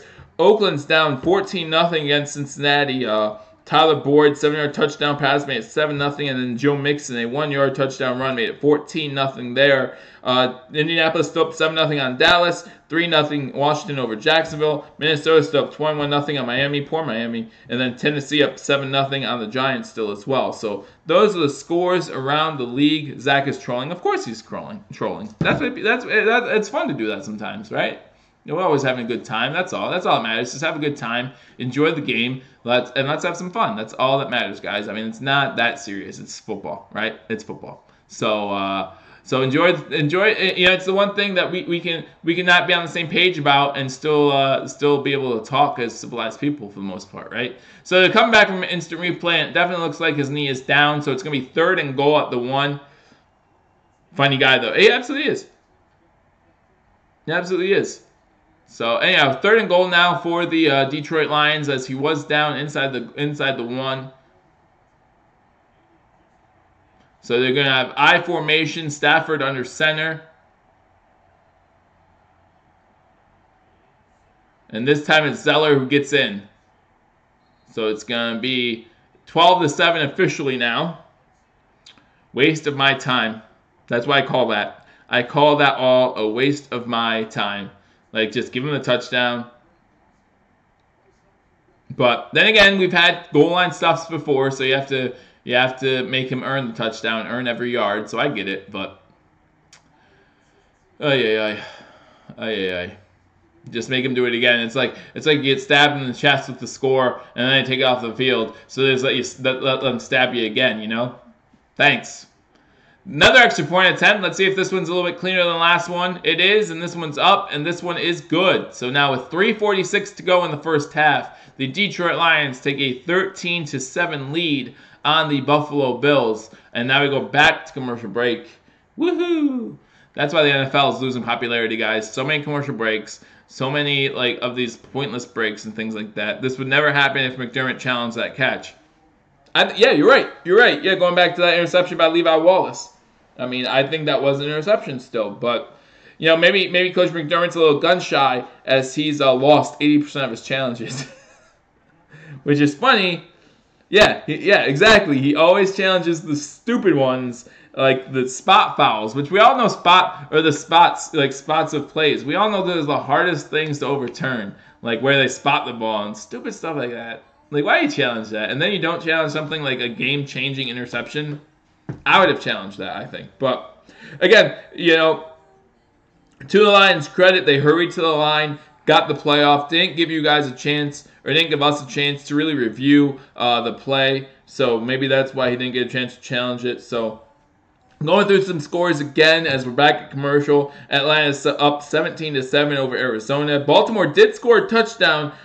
Chris Moore with a 5-yard touchdown pass from Lamar Jackson to make that one 7-6. Baltimore over Tampa Bay. Again, Baltimore, same boat Miami's in, both 7-6. need to keep winning. Right now, Baltimore holds that 6th wildcard spot, so they definitely need to keep winning if they want to have a chance. Chicago still up 7-3 over Green Bay. Cincinnati 14-0 over Oakland. Indianapolis 7-0 over Dallas. Dallas has the ball inside Indianapolis territory with 3.5 to go in the second quarter there. Washington still up on Jacksonville 3-0. Jacksonville's the ball second and 22 at Washington's 29-yard line. Minnesota does score a touchdown, so they're now down 21-7. A Minkah Fitzpatrick 50-yard interception return for a touchdown. So Miami's defense helps out the offense, gets them on the board, makes it 21-7 now, as Minnesota's still up on Miami. Miami's showing a little sign of life there, making it 21-7 with 7:45 to go in the first half. And then Tennessee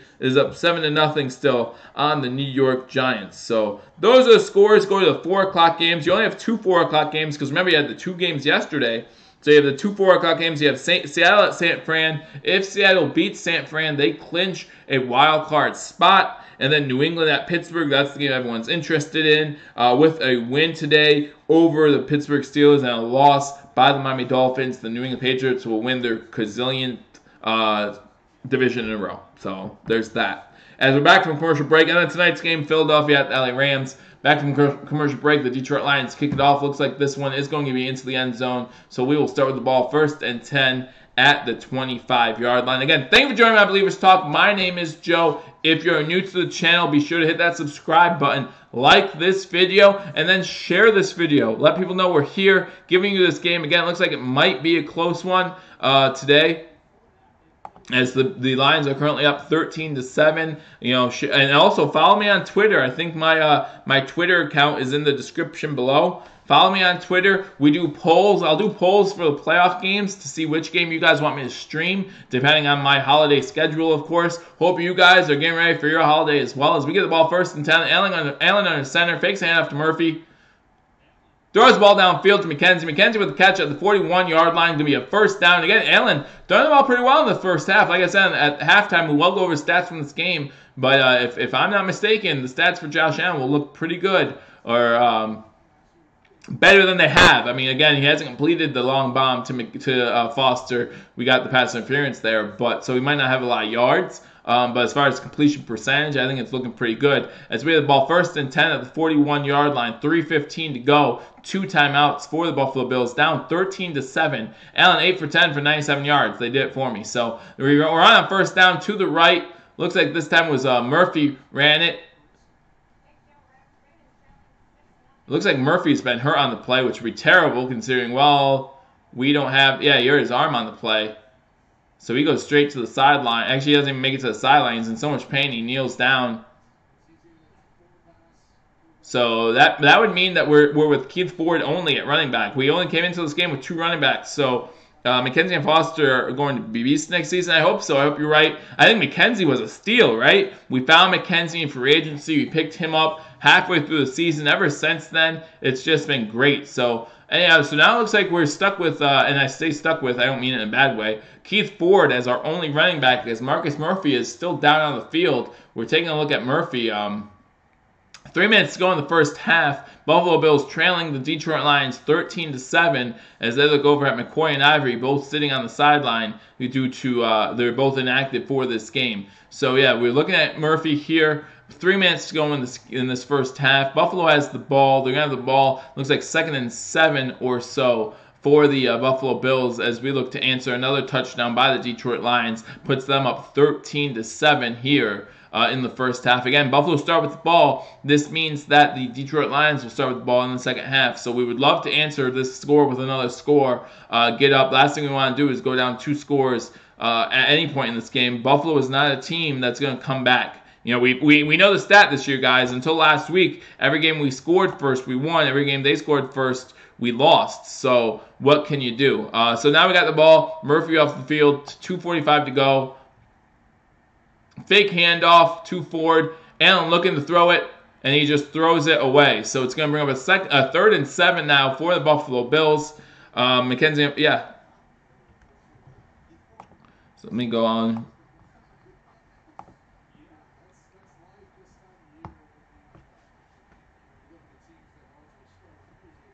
Okay, I'm trying to find out if there's a Marcus Murphy update. It looks like he's heading to the locker room. The way he came up, looks like he might have broke it or something. I mean, he went down and he stayed down. And like I said, he was in so much pain he couldn't even walk over to the sideline. So looks like it's going to be Keith Ford, at least for the rest of the first half, if not for longer. As we have Allen and shotgun. We got 2 wide receivers at the top of the screen, 2 to the bottom. No flag on the play after it looked like we got the Lions to jump, but there's no flag down. So I don't know if Foster... Allen, oh, there was a flag. Okay. Allen went to Foster deep because he thought there was a flag for they're calling holding on the Bills. So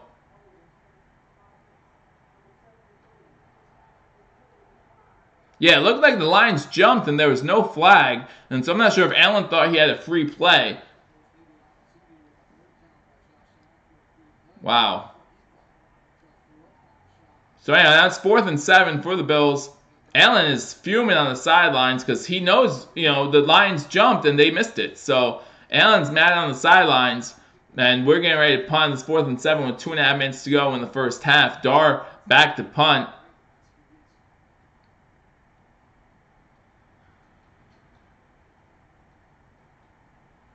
Fair catch called for by the Lions, and they get the ball. Jones fair catches it inside the 20, so Stafford's going to come back out with time to score. 2:21 to go, and this is the situation I'm scared of. The Detroit Lions now has the ball. Yeah, he was holding his wrist. Yeah, you're right, angry Buffalo sports fan. But yeah, so now the Detroit Lions get the ball here. 2:21 to go. They have a chance to score. They have all 3 of their timeouts as well. They have a chance to score, and then they get the ball to start the second half. This defense really needs to step up if they want to have a chance in this one, because last thing we need is go down 20-0, and then to come out in the second half and score again, make it 27-0 or 27-7. I mean, and then we're down 3 scores just like that. That won't help us if we want to win this game. So shotgun formation for Stafford. Riddick to his right. He does hand the ball off to Riddick. Riddick stays on his feet. Gets a first down, gets about 11 yards on the play. So that's going to take us to the 2-minute warning. So the Detroit Lions will have the ball 1st and 10 at about the 27-yard line as we come on to the other side of the 2-minute warning. So this is not a good spot if you're a Buffalo Bills fan. Down 13-7.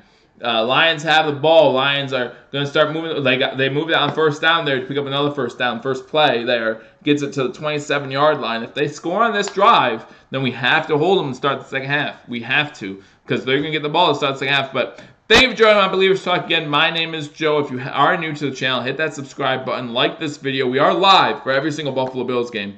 And then again, throughout the playoffs, we will be continuing to go live for play-by-play reaction of the playoff games as well. McVick, welcome to Believers Talk. Unfortunately, due to YouTube restrictions, I cannot show you the game. I know you guys don't like my commentary that much, but if I did show the game, they would take me off and they would close down my YouTube channel. TD Finns just recently had trouble with his channel as far as YouTube, not allowing him to put content on there, and they would do the same thing to me. Now, luckily, he's back. There was some sort of miscommunication between him and YouTube, but he's back, and he had a good time last week. I'm glad he was back last week for the Miracle in Miami, and then he got featured on CBS, too, if you guys were watching the CBS coverage. But yeah, unfortunately, McVick, I cannot show the game due to copyright restrictions on YouTube. They would shut me down. But we are at commercial break, so I will go through some scores again for you. It looks like we have a few score updates to keep you posted on, at least one that I saw. So we got the Atlanta Falcons now up 20-7 on the Arizona Falcons. Matt Bryant adds a 33-yard field goal, go up 27 in that one. Tampa Bay is in the red zone at the 2-minute warning. They have the ball 3rd and 2 at Baltimore's 3-yard line. Chicago still up 7-3 on Green Bay. Cincinnati now up 17-0 on Oakland. Dallas still trailing Indianapolis 7-0 here at the 2-minute warning in the first half. Jacksonville is tied up Washington. They're tied at 3s. Miami has the ball still down 21-7 with 4 minutes to go in the first half there. And Tennessee is still up 7-0 on the Giants with 3 minutes to go in the first half there. So we don't want that. Thanks, Cincinnati. At least someone enjoys my commentary. Lions all day. Lions are currently up 13-7. So and again they have the ball now. Big concern here if you're a Bills fan. You don't want them to score on this drive and then score to start the even if it's a touchdown or field goal, that still puts you behind the 8 ball in the second half. And we have yet to see the Bills come back. Although that would be adding something to Josh Allen's resume as far as reasons to feel like you have a good starting quarterback for the future. But we have yet to see that so far. So it just would not be a good way to start the second half if you're a Bills fan. So 2 minutes to go in the first half. Detroit up 13-7. Detroit has the ball 1st and 10 at the 29-yard line. So Stafford in shotgun formation. All 3 timeouts for Detroit. 2 timeouts for Buffalo, but I don't see him calling a timeout anytime soon. 2 wide receivers to the bottom of the screen, 1 to the top, and the tight end go out for a pass. Stafford rolling out, unable to find someone downfield, checks down to his tight end, number 87, Toilolo. Gets the catch for about 5 yards. So it's going to be 2nd and 5, 1:45 to go. Clock running, shotgun formation. Theo Riddick to Stafford's left. 2 wide receivers to the top of the screen, 1 to the bottom. From the 34-yard line, snap goes to Stafford. Looks like Toilolo gets another catch. That's going to bring up a 3rd and 1 for the Detroit Lions. 1:25 to go in the first half, and the clock's running. I'm not sure if I like this clock management by Detroit here, so they're calling it 3rd and 2. But yeah, I'm not sure if I like this clock management. 1:15 to go now in the first half. Shotgun formation for Stafford. Riddick to his right. They hand the ball off, and they do not get the first down. So stopped at the line of scrimmage. This time the Bills call a timeout to bring up a 4th down. Looks like it was Tremaine Edmonds with the tackle.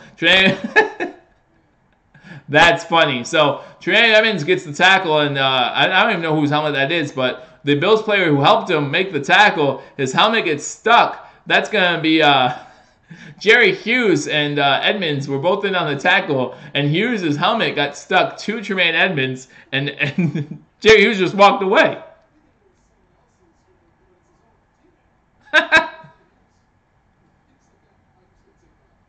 That's funny. That's funny. So, yeah, so Tremaine Edmonds was standing there for a little bit with a helmet on his side. I don't know how I got stuck there. It looks like it might have got stuck in the visor, but that was pretty funny. So, luckily, Poyer came back and helped him out. So, the Lions are forced to punt here with a minute to go. Bills now have 1 timeout. Wow. Good tackle by number 47, Walker of the Lions. So no return for the Buffalo Bills. So 57 seconds left in this first half. Buffalo Bills will have the ball 1st and 10 at about the 10-yard line. So it'll be interesting to see what the Bills try to do here. Who was Allen fussing at? Oh, he was mad at the official because there was he thought he had a free play. So the Detroit Lions guy jumped before the snap. There was a hard count. He jumped before the snap, and there was no flag for that. However, there was a flag on the Bills for holding. Allen thought he had a free play, so that's why he went long to Robert Foster. The play led him out of bounds. It was incomplete, but Allen thought he was getting a free 5 yards, so he wasn't worried about that. But then he saw that the flag was on the Bills, and he kind of flipped out about that. So Allen in shotgun, 5 wide receiver set. Allen's going to take this one up the middle, gets to about the 23-yard line. They're going to give him the first down, so it's going to be a 10-yard rush here. 45 seconds to go in the first half. They don't seem to be in much of a hurry here. Again, bad clock management here in the first half by both these teams. Shotgun formation, you got 4 wide receivers, 2 to the top, 2 to the bottom. You do have Ford to Allen's left. Ford going out for a pass now. Pass is caught for a yard by McKenzie. 25 seconds to go, 24, so it doesn't look like the Bills are going to call timeout. Bad clock management. You're welcome. Hey, ask questions, guys. That's what I'm here for. Shotgun formation for Allen, 15 seconds to go, 14. You know, either you're going to try to score or you're not. Why would you say you're going to try to score and then just... So Allen throws a deep pass. Slade knocks it down, but it was there. It was there. Zay Jones doesn't even make a play on it. 4 seconds to go. It's going to be 3rd and 8 now for the Bills. Zay Jones doesn't even make a play on this ball.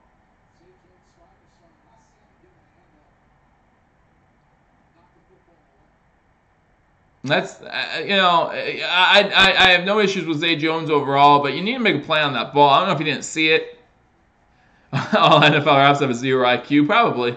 That's rounding up, too. So, but I am an official for high school sports, so I don't want to say too much. But Allen in shotgun formation, 4 seconds left at the 25-yard line, 3rd and 8. They're just going to hand the ball off to Keith Ford. Keith Ford's going to get to the 30-yard line before he's taken down. So we're going to go into halftime, trailing the Detroit Lions 13-7. Yeah, you know, Zay Jones is improving. I like Zay Jones. I think he's going to be a good wide receiver. But you have to make a play on that ball. He doesn't even look for the ball. In fact, Slay almost had a chance to intercept it instead of giving us a chance to make a play. Allen with a gun, of course, throws it way downfield. But just Zay Jones doesn't make a play on it, and I just don't know why he didn't make a play on it there. But yeah, thank you for joining me on Believers Talk. If you're new, we're getting ready to go to halftime here. I'll go through the stats of this game. I'll give you the scores of the games around the league, and I'll also talk to you about what the Bills will have to do if they want to win in the second half here. Why wouldn't we use the last time out after? I don't know. I don't know why. It was just bad play calling. On first down, you run a QB sneak with Josh Allen. Gets you a first down, so that's happiness, I guess. But then you don't there's no rush, there's no panic to get back to the line. You're happy going to the locker room down 13-7. I don't know. If you're going to leave a timeout on the board, then you definitely should challenge the Levi Wallace play, right? But Lions to receive the second half kickoff. We're at halftime here at the Buffalo Bills game. Buffalo Bills trailing the Detroit Lions 13-7.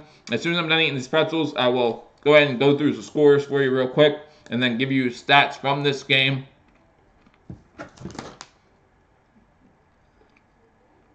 Marcus Murphy doubtful to return. That's not a surprise. Like I said, it looked like he got hurt pretty bad in that one, so not surprised to see that there. No, I don't want Uber. Asking me if I want an Uber. I don't know why it's asking me if I want Uber. But, yeah, it does say Marcus Murphy doubtful to return. Again, no surprise there. As like I said, he came up holding his wrist. He was in so much pain he couldn't even get to the sideline. So, you don't have good ball judgment. You're talking about Zay Jones? Yeah, I don't know if he lost in the sun. I have no idea what happened there.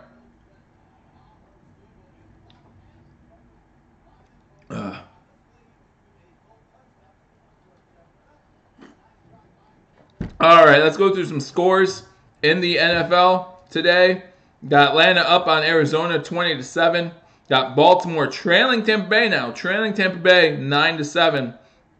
Chicago is now up 14-3 on Green Bay after a Tarek Cohen 12-yard touchdown pass from Mitchell Trubisky puts them up 14-3 at halftime. Cincy's up 17-7 on Oakland. Oakland scores 7 on a Lee Smith 1-yard touchdown pass from Derek Carr. Cincy has the ball in the red zone with 2 minutes to go in the first half there. Indianapolis is still up 7-0 on Dallas as we reach almost at halftime there.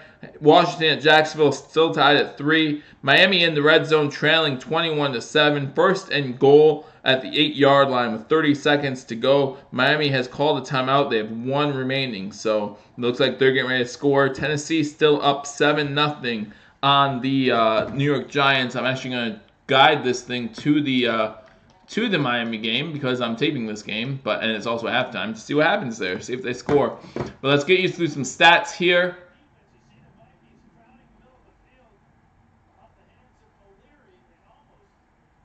Tannehill almost threw an interception, so that's what I'm watching. Almost threw an interception, so they got the ball second and goal, 26 seconds to go in the first half. Tannehill in shotgun formation. 5 wide receiver set, 3 seconds on the play clock, 2, 1. Tannehill gets the snap off. Throws it, but short. It's going to be third and goal at the 1-yard line. Miami's going to be forced to use their last timeout with 19 seconds to go. So let me go through some stats from this game for you guys real quick.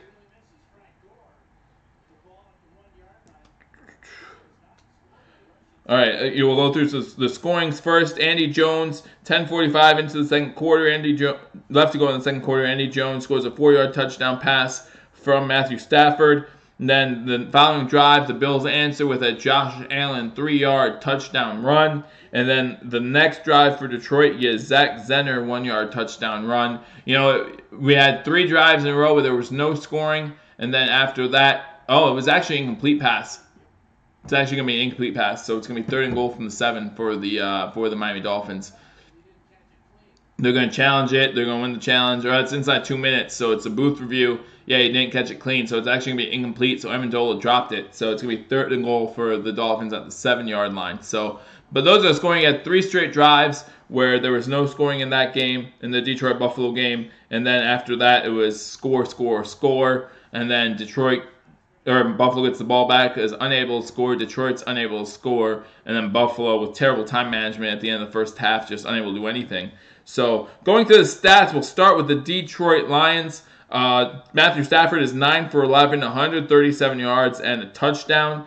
He's been hit a couple times, but no sacks. So it's been 6 quarters in a row now where the Bills have yet to get a sack on the quarterback. So we need to get sacks in the second half. Theo Riddick has 5 rushes for 39 yards. Zach Zenner has 5 rushes for 10 yards and a touchdown. LeGarrette Blount, 5 rushes for 6 yards. And Powell has 1 rush for 4 yards. Brandon Powell has 1 rush for 4 yards. Kenny Galladay is their leading receiver with 4 catches, 115 yards. Again, had a great first half. Tre'Davious White not doing that great of a job against him so far. Lolo is their second best receiver, 2 catches for 8 yards. Jones has 1 catch for 5 yards. That's TJ Jones, 1 catch for 5 yards. Powell, 1 catch for 5 yards. And then Andy Jones has 1 catch for 4 yards and the touchdown. Looking at kicking, Matt Paredes won for an extra points. Again, the missed extra point was a failed snap, so he was not able to kick it. So they got 3rd and goal here in the Miami game. Let's watch this play real quick. Right before halftime, 23 seconds, down 21-7. Big play here. Tannehill in shotgun, 3 wide receivers, 2 to the top, 1 to the bottom. Tannehill in the pocket, flushed out of the pocket, throws it up, and it's incomplete. Parker actually does a good job making sure it's incomplete and not intercepted. So it looks like the Dolphins will have to settle for a field goal here. So going back to the statistics from this game, defending the ball for the Detroit Lions, Jared Davis is leading in tackles with 5, and they do have a sack in this one. It's Kennard. Devon Kennard has the sack for the Detroit Lions. So those are the stats for the Detroit Lions. Believe me, Zay Jones will never have ball judgment on the long ball. That's why I want him in the slot. I want him in the slot because he'll do slants and bubble screens. That's exactly right. And if that's what he's good at, then you got to take advantage of what someone's good at, and that's why he would never been a good number 1 wide receiver, and that's why he will never be that good of a number 2 wide receiver. He has the speed, but like you said, he doesn't have ball judgment, and that's going to lead to better slants, route running, bubble screens, things like that. And you might as well keep him at that, and that's fine. You need those wide receivers too. You just need to know how to use them. The thing that's got him to Zay Jones is the Bills are going to mismanage how to use them. And then he's going to go somewhere and be great. And then Bills fans will be upset like there are with a lot of the other receivers out there, and say, oh, we could have done that with Robert Woods. No, we couldn't. So moving over to the Bills side of the ball, you got the Buffalo stats. You got Josh Allen's 9 for 14 for 99 yards, has been sacked at 1 time. Marcus Murphy's our leading rusher. He's ran the ball 11 times for 35 yards, but again, he went out late. Welcome back, Myth. Glad you're back. But yeah, right now you're not missing much. Bills down 13-7. Murphy went out late in the first half with what looked to be some sort of wrist injury. He is doubtful to return in this game, so it's going to be Keith Ford who's going to be leading the running back crew from here on out. And then we have DeMarco as our fullback. But other than that, that's it. So we have Jared Allen has 3 rushes for 14 yards and that touchdown. Ford has 2 rushes for 8 yards. Isaiah McKenzie, 6 pass catches for 53 yards. He's our leading receiver. Foster, 2 for 35. Zay Jones, 1 for 11. Hauschka, 1 for 1 extra points. Dar has 3 punts for 113 yards. Only a 37.5 punt average. 1 inside the 20, 1 touchback. But yeah, that's not good. And then we have defending Jordan Poyer is our leading tackler. Him and Corey Thompson are leading in tackles with 3 each. Tre'Davious White also has 3, and so does Tremaine Edmonds. So a few with 3 tackles. Again, no sacks. Probably should have had that interception by Levi Wallace that wasn't challenged. I wish. I like Ford in college. I like Ford. I mean, I'm glad we picked him up as an undrafted free agent. And again, at this point in the season, even if we have a healthy complement at backs. I'd say use Keith Ford a little bit. See what you got. I mean, why not see what you have? Look at Isaiah McKenzie. He was a free agent. We picked him up, and now he's looking like a stud. He really is. He's leading the team in catching right now in this game. He's been a great return man for us when he's been back there. He's just added a spark to this offense. You can't deny that, and or to this team overall. You can't deny that. So why not throw Keith Ford in there and see what you can do? I mean, there's no harm in that. I mean, what's the worst that can happen? He fumbles a few times, you realize he's no good. These are the type of games where it's good to put Nathan Peterman in and see what you have. Not week 1 of the season and say, oh, we're just going to lose to Baltimore. Yeah, let's see what we got. Absolutely. I say throw in Robert Foster. I would love to see Raymond McLeod get thrown back into this game and just say, like, hey, we have you. What you have, What you got? What's the worst that can happen? He doesn't catch the ball? Okay. He tips it to a defender's hand, and we end up going 5-11 instead of 6-10. Okay. Like, I'm not saying I want to lose to get better draft position, but what are we losing if that happens? Nothing. We're not losing anything. Some people would argue we're gaining something, but throw all your young guys out there. See what you got. You know what you got in McCoy, and McCoy could use the rest anyhow over 30 years old, right? You know what you're going to get from, how young our team is, so it's not 20 else. Lorenzo Alexander. You know what you're getting from Kyle Williams. Your biggest thing with Kyle Williams is talking to him and seeing if he's coming back next year. If he's not coming back next year, let him finish out the season at least. But if he's coming back next year, say, okay, take the rest of the season off, big fella. No need. The last thing he needs to do is break his leg like Alex Smith did, and then he is done for the rest of his career, Oh, maybe I'm crazy. But, we have Harrison Phillips sitting there waiting to get used. No. Because even if Kyle Williams does come back, guys, Harrison Phillips is probably going to be the main defensive tackle there. Top Phillips will just be the guy coming in. So, I don't know. That's how I feel about it. At halftime of the Detroit Lions game, again, thank you for joining my Believers Talk. My name is Joe. Buffalo trailing the Detroit Lions 13-7 after Detroit scores a touchdown on a Jones 4-yard touchdown completion. Missed extra point, bobbled snap, or something like that. The holder comes up with it, goes to throw the ball, throws it to nobody, because I think it was a miscommunicated snap or something. I don't know. But anyhow, they missed the extra point.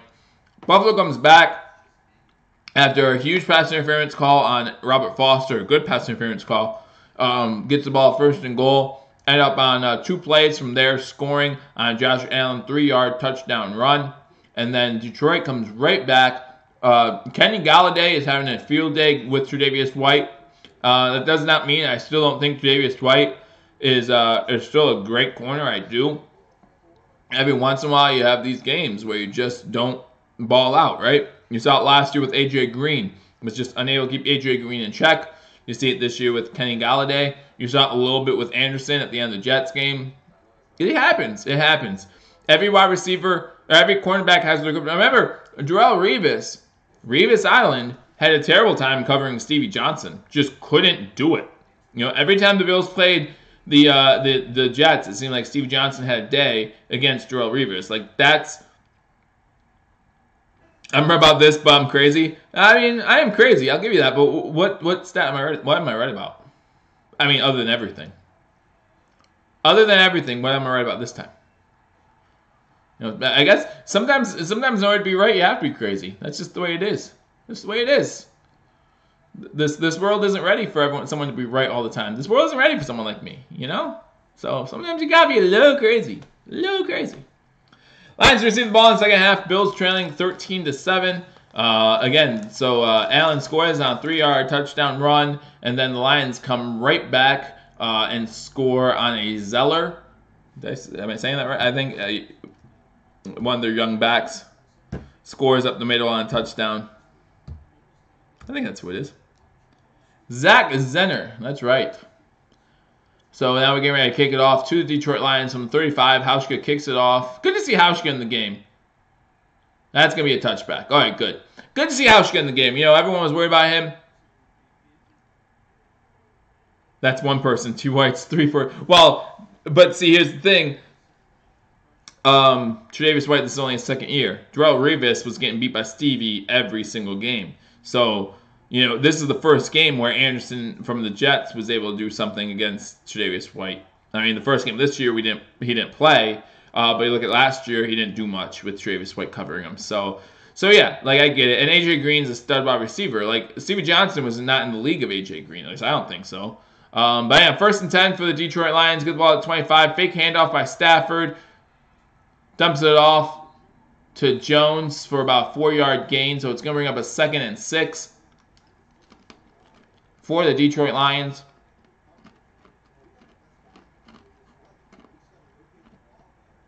$14:45 to go in the third quarter. Yeah, 2nd and 5 now. Defense needs to be able to stop him here. Don't let him score. Stafford under center. We got Zeller in the backfield. Handoff goes to Zeller. Zeller cuts to the left. Big hole. Gets close to midfield before Poyer brings him down. Takes it to the 48-yard line. So it's going to be a first down for the Lions at midfield now. I'm sorry, it was Hyde on the tackle, not Poyer. Yeah, Alexander was coming around the end, trying to get to Stafford, and that left a huge hole on the left side that Zeller found and ran through for 18 yards. So now it's 1st and 10, Detroit at the 47-yard line. Stafford back to pass. Stafford, there's lots of pressure, but no one's getting there. Oh, Alexander almost has an interception. We need to get to Matthew Stafford. There's pressure all around him. He's standing in the pocket like he's fine. I mean, Jerry Hughes blitzed, was able to get his guy so far back, he actually passed Matthew Stafford. We need to get our hands on Stafford. I mean, this is ridiculous. He has all day to throw. Need to be able to tackle him. Matthew Stafford is not a mobile quarterback. Like, Matthew Stafford will go down, especially now with the injury. You know, he's been hurt. Back injury, you're not going to run all that much, or you're not going to want to get hit. And we saw the first 2 plays of this game, he did get hit. Came up limping. Haven't hit him since. Shotgun formation. Riddick to his right. Screen to Riddick. Good tackle.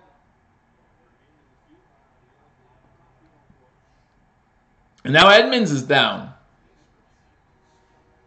13:31 to go in the third quarter. Edmonds is down. It's going to be 3rd down for the Lions.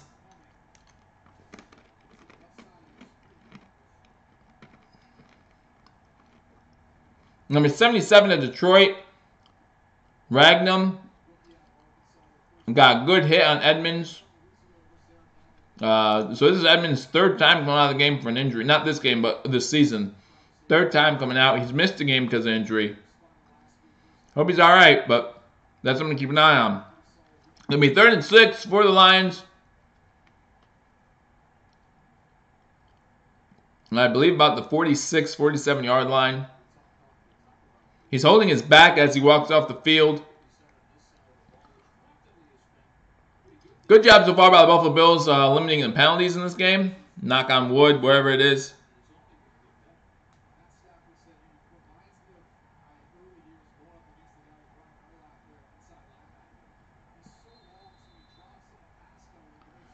I mean, going to Cincinnati's comment, going back to your comment, I would, wait a little bit. So anyhow, we got 3rd and 6, shotgun formation. Zeller and Riddick both back with Riddick incomplete. Nice play by Stanford. Nice play by Stanford to get the ball, break up that ball as Riddick was close to the chains, but Stanford able to get his hand in there and break up the pass to bring up a 4th and 6. So good job. They try to get Riddick out of the backfield. And Stanford just does a good job stripping the ball. Lawson coming after Stafford actually finally gets a hit on Stafford again. Stafford holds his arm as he goes down. Again, I don't like seeing quarterbacks hurt or anything like that, but at the same time, you see a quarterback who's injured, you gotta kind of try to get after him. Get him thinking a little bit what's going on. So. Buffalo fair catches the punt at about the 11-yard line. So that's where Josh Allen will take over for the Buffalo Bills. Defense does a nice job here. Allows that big run to Zeller for about 18 yards to the left. Gets them close to midfield, but then bear down a little bit. Tremaine Edmonds hurt on the series, unfortunately, but able to get the Lions to punt, and that's what we need to do. So with about 13 and a half minutes to go in the third quarter, it's still 13-7 Detroit. So that's exactly what we need to do. Good job by this defense getting off the field. And then hopefully we will, at the 13-yard line, hopefully we can turn this into points. Get this offense rolling, Josh. Come on, let's go. Let's go. All right, so going into scores around the league, the Atlanta Falcons are now up 26-7 as Julio Jones scored a touchdown with 13 seconds to go in the first half. The 2-point conversion attempt has failed. So they're up 26-7 at Arizona at halftime. Baltimore has taken a 10-9 lead on on Tampa Bay as Justin Tucker hits a field goal right before half to make that one 10-9. Chicago still up 14-3 on Green Bay as they're in the third quarter. Cincinnati now up 20-7 on the Oakland Raiders as they add a field goal before half. Indianapolis added a field goal before halftime to go up 10-0 as they start the third quarter. Jacksonville has scored a touchdown to go up 10-3 on the Washington Redskins. They scored a 74-yard punt return right before halftime by D.D. Westbrook. So that's kind of a backbreaker if you're a Washington Redskins fan. You have a tie game going into halftime, but a punt return makes it 10-3 just like that. Miami did kick the field goal to go up, or now they're down 21-10 at halftime, and Tennessee still up 7-0 on the Giants as they're at halftime as well. That's like an ugly game there, man. Glad we're not watching that one, even though this one is not too much better. Still a little bit better as the score is 13-7. Detroit over Buffalo as Buffalo's going to get the ball first and 10 as Detroit unable to do much on their first drive. They do get first down on a Zeller 18-yard run, but then they're forced to punt. Again, Marcus Murphy was hurt in the first half. Marcus Murphy does not look like he will return in this game, so that means we'll have Keith Ford as our main back rookie, undrafted rookie who we picked up. I think we picked him up at the beginning of the season, added him to our practice squad. I think that's where he's been sitting most of the season. But obviously, due to the injuries to McCoy and Ivory, have to put him in this game. And again, as I talked about halftime, love seeing what the young kids have. So let's see what they got. Allen under center on this first down play. 13:05 left to go in the third quarter. Hands it off to Ford. Ford runs up the middle, gets to about the 21-yard line before he's finally tackled. Gets about 8 on the play. Gonna bring about 2nd and 2, and that's what you want to see. You want to see what these young guys can do with the ball in their hand. Let's see if they're worth keeping. If Keith Ford turns out to be something good, or if he has a good game here, has a couple good games down the stretch, maybe we don't need to draft a running back. Maybe that saves us from having to draft a running back, even if it is a later round. You know, I love those 4th, 5th round picks. You know, you talk about Milano was a 5th round pick. Wyatt Teller was a 5th round pick. And he gets it again. He's going to get a first down. Gets the ball to about the 24-yard line before he's tackled, knocked backwards, but that's good enough for a first down. 12:20 to go in this third quarter. Buffalo has the ball, gets a first down 13-7 to the Detroit Lions here. Detroit start with the ball in the second half, unable to do much on their opening possession in the second half. Now it's Buffalo's turn to try to answer, possibly get back on top of the Detroit Lions here. Allen is shotgun. You got 5 wide receivers, 3 to the bottom of the screen, 2 to the top.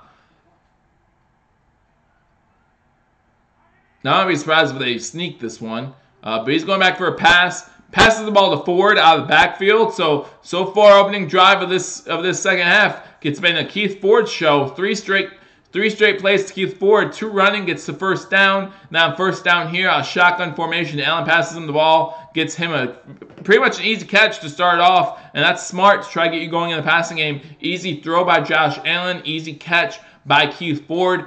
Gives you a 7-yard completion, makes it 2nd and short. Huge play. One of those underrated plays, really, as Allen's under center now. You got 3 wide receivers to the bottom of the screen. Keith Ford in the backfield with him.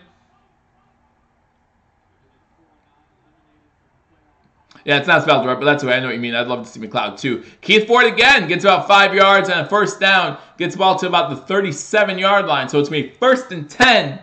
Buffalo, again, Keith Ford just kind of controlling this second half right now. 3 carries rushing and 1 catch for 2 first downs. So 5 rushes, 25 yards, 1 reception for 7 yards so far in this game.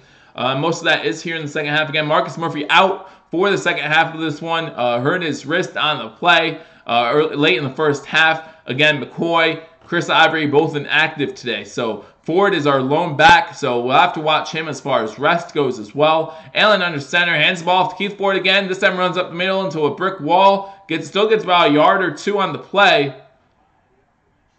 With 10.5 minutes to go in the third quarter, moving the ball closer to midfield. Again, being able to run the ball a little bit on this Lions team. You know, they showed a stat earlier, if you're a Lions fan, Harrison, one of your defensive tackles who's in there. They're like top 10 in the league against the run when he's in the game, and they're last in the league when he's not in the game. So I thought that was an interesting stat to see just how big of a presence this Harrison Sr. can have on your team. So shotgun formation, They do hand the ball off this time to DeMarco. DeMarco gets 8 yards, and he gets a first down. So DeMarco showing up in the run game, that's a rarity. But it's good to see him show up a little bit. He gets a first down, so it's going to be 1st and 10 again for Buffalo. 9:30 to go in the third quarter. 13-7 Detroit over the Buffalo Bills. That's DeMarco's first rush of the game. 8th season for DeMarco, so he has a few seasons left in him as well. Really a great pickup by the Buffalo Bills 2 seasons ago. Really glad that he's a Buffalo Bill as well. DeMarco comes into the backfield with Allen as Allen's under center. So I formation, or lone back set. McKenzie goes into motion. As he's in motion, they snap the ball and hand it to him. McKenzie gets hurt on the play, it looks like. He gets about 5 yards as Lawson comes up with the tackle. James McCary, welcome to Believers Talk again. If you're new to Believers Talk, just hit that subscribe button. Hit this like button, guys. Like this stream. Helps me out a lot. Again, thank you for joining me. My name is Joe. For the Buffalo Bills Detroit Lions game, as the Detroit Lions lead the Buffalo Bills 13-7, 8:45 to go in the third quarter. 2nd and 6 now after a run by McKenzie. Allen only 1 for 1 so far in this game. Or in this half, but he's alone in shotgun formation now. 5 wide receivers set. Looking to throw. Doesn't see anyone open. Getting pressured up the middle. Rolls to the right. And just throws it away. So glad to see him throw it away. It's going to be a 3rd and 6 here as he couldn't find anything downfield. Unable to run the ball here. 8:22 to go in the third quarter. Incomplete pass can bring up a 3rd and 6 for the Buffalo Bills. Detroit has good coverage there. Allen does a good job making sure he doesn't get sacked. Throws the ball away. Smart job by Allen just to throw the ball away, I think, there. Really happy he did that instead of trying to force something like we've seen him do in previous games. So happy to see that. Again, thank you for joining me on Believers Talk. My name is Joe. We'll get you score updates as soon as we go to commercial break here. If you're wondering about scores, Allen in shotgun, 3 wide receivers to the bottom of the screen, 1 to the top. Ford joins him for blocking. Throws it deep down the field. Does not have an open Zay Jones, and he overthrows Zay, so it's going to be incomplete. So it's going to be a 4th and 6 now for the Buffalo Bills. We'll force a punt here. This will not help Bart's average as far as average punt, but you just got to punt it in these situations, and that's something you got to kind of look at when you look at punters in the league. I saw he had less than a 40 yards per punt average in this game so far, but you have to also think about where he's punting from. Dart punts the ball. Fair catch called for at the 10-yard line. Almost bobbled. Great play by Jones to just hold on to that as he gets the ball at the 10-yard line. So Detroit's going to start the ball 1st and 10 at the 10. Stafford coming out. 8:07 to go in the third quarter. So that's where we'll start. We're at commercial. Again, thank you for joining me on Believers Talk. My name is Joe. If you haven't already subscribed to this channel, hit that subscribe button because we go live for every single Buffalo Bills game. I know right now the Bills game is not showing up in the Syracuse area. So if you're from there, thank you for joining me. I'm going to go through some scores real quick for you. Get you some updates from around the league. Of course, the Buffalo Bills trailing Detroit 13-7. A little less than 8 minutes to go in the third quarter there. Atlanta is still up 26-7 at halftime against Arizona. Baltimore is in the red zone, up 10-9 over Tampa Bay. 2nd and 4 at the 10-yard line. Looks like they want to increase that lead. Green Bay has added a field goal, so now they're only challenging the Chicago Bears 14-6. Cincinnati is up 20-7 against Oakland at halftime. Indianapolis has now scored another touchdown. Now they're up 17-0 over Dallas. Marlon Mack, a 6-yard touchdown run. That's his 2nd touchdown of the day. Puts them up 17-0 over Dallas. Jacksonville added that touchdown late in the 4th with that D.D. Westbrook return, putting them up 10-3. Minnesota is still up, but Miami has scored a touchdown, so it's 21-17 now. After Minnesota got to a 21-0 lead over Miami, Miami has come back and scored 17 straight points. A Kalen Ballage 75-yard touchdown run makes this one 21-17, so that's going to be a fun one to watch towards the end there. Maybe after this game's over, if there's time left in that one, I'll turn that game on. Tennessee still up 7-0 over the New York Giants as they get ready to start the second half in that one.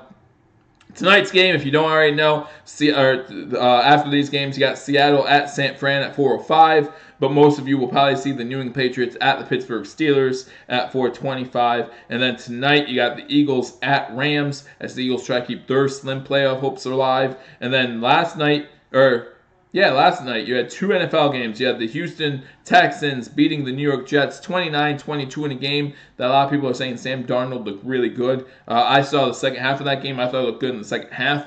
Some mistakes, some things that, some rookie mistakes you still see that, I think they kind of glossed over, but still overall a good performance by him. And then Cleveland with the upset over Denver in Denver, moving them to 6-7-1 to keep their slim playoff hopes alive as Denver falls to 6-8, and I think that officially eliminates them from the playoffs as well. So we come back to this game. Buffalo receivers, they hand the ball off to Riddick on first down. Oh, no, I'm sorry, that's Blunt on first down. Gets the ball to 16-yard line for a 6-yard gain. So let's make it second and 4 with 7:50 to go in this third quarter. Stafford under center. You got Blunt in the backfield. Fake hand off to Blunt. Throws it to number 10. Gets out of bounds.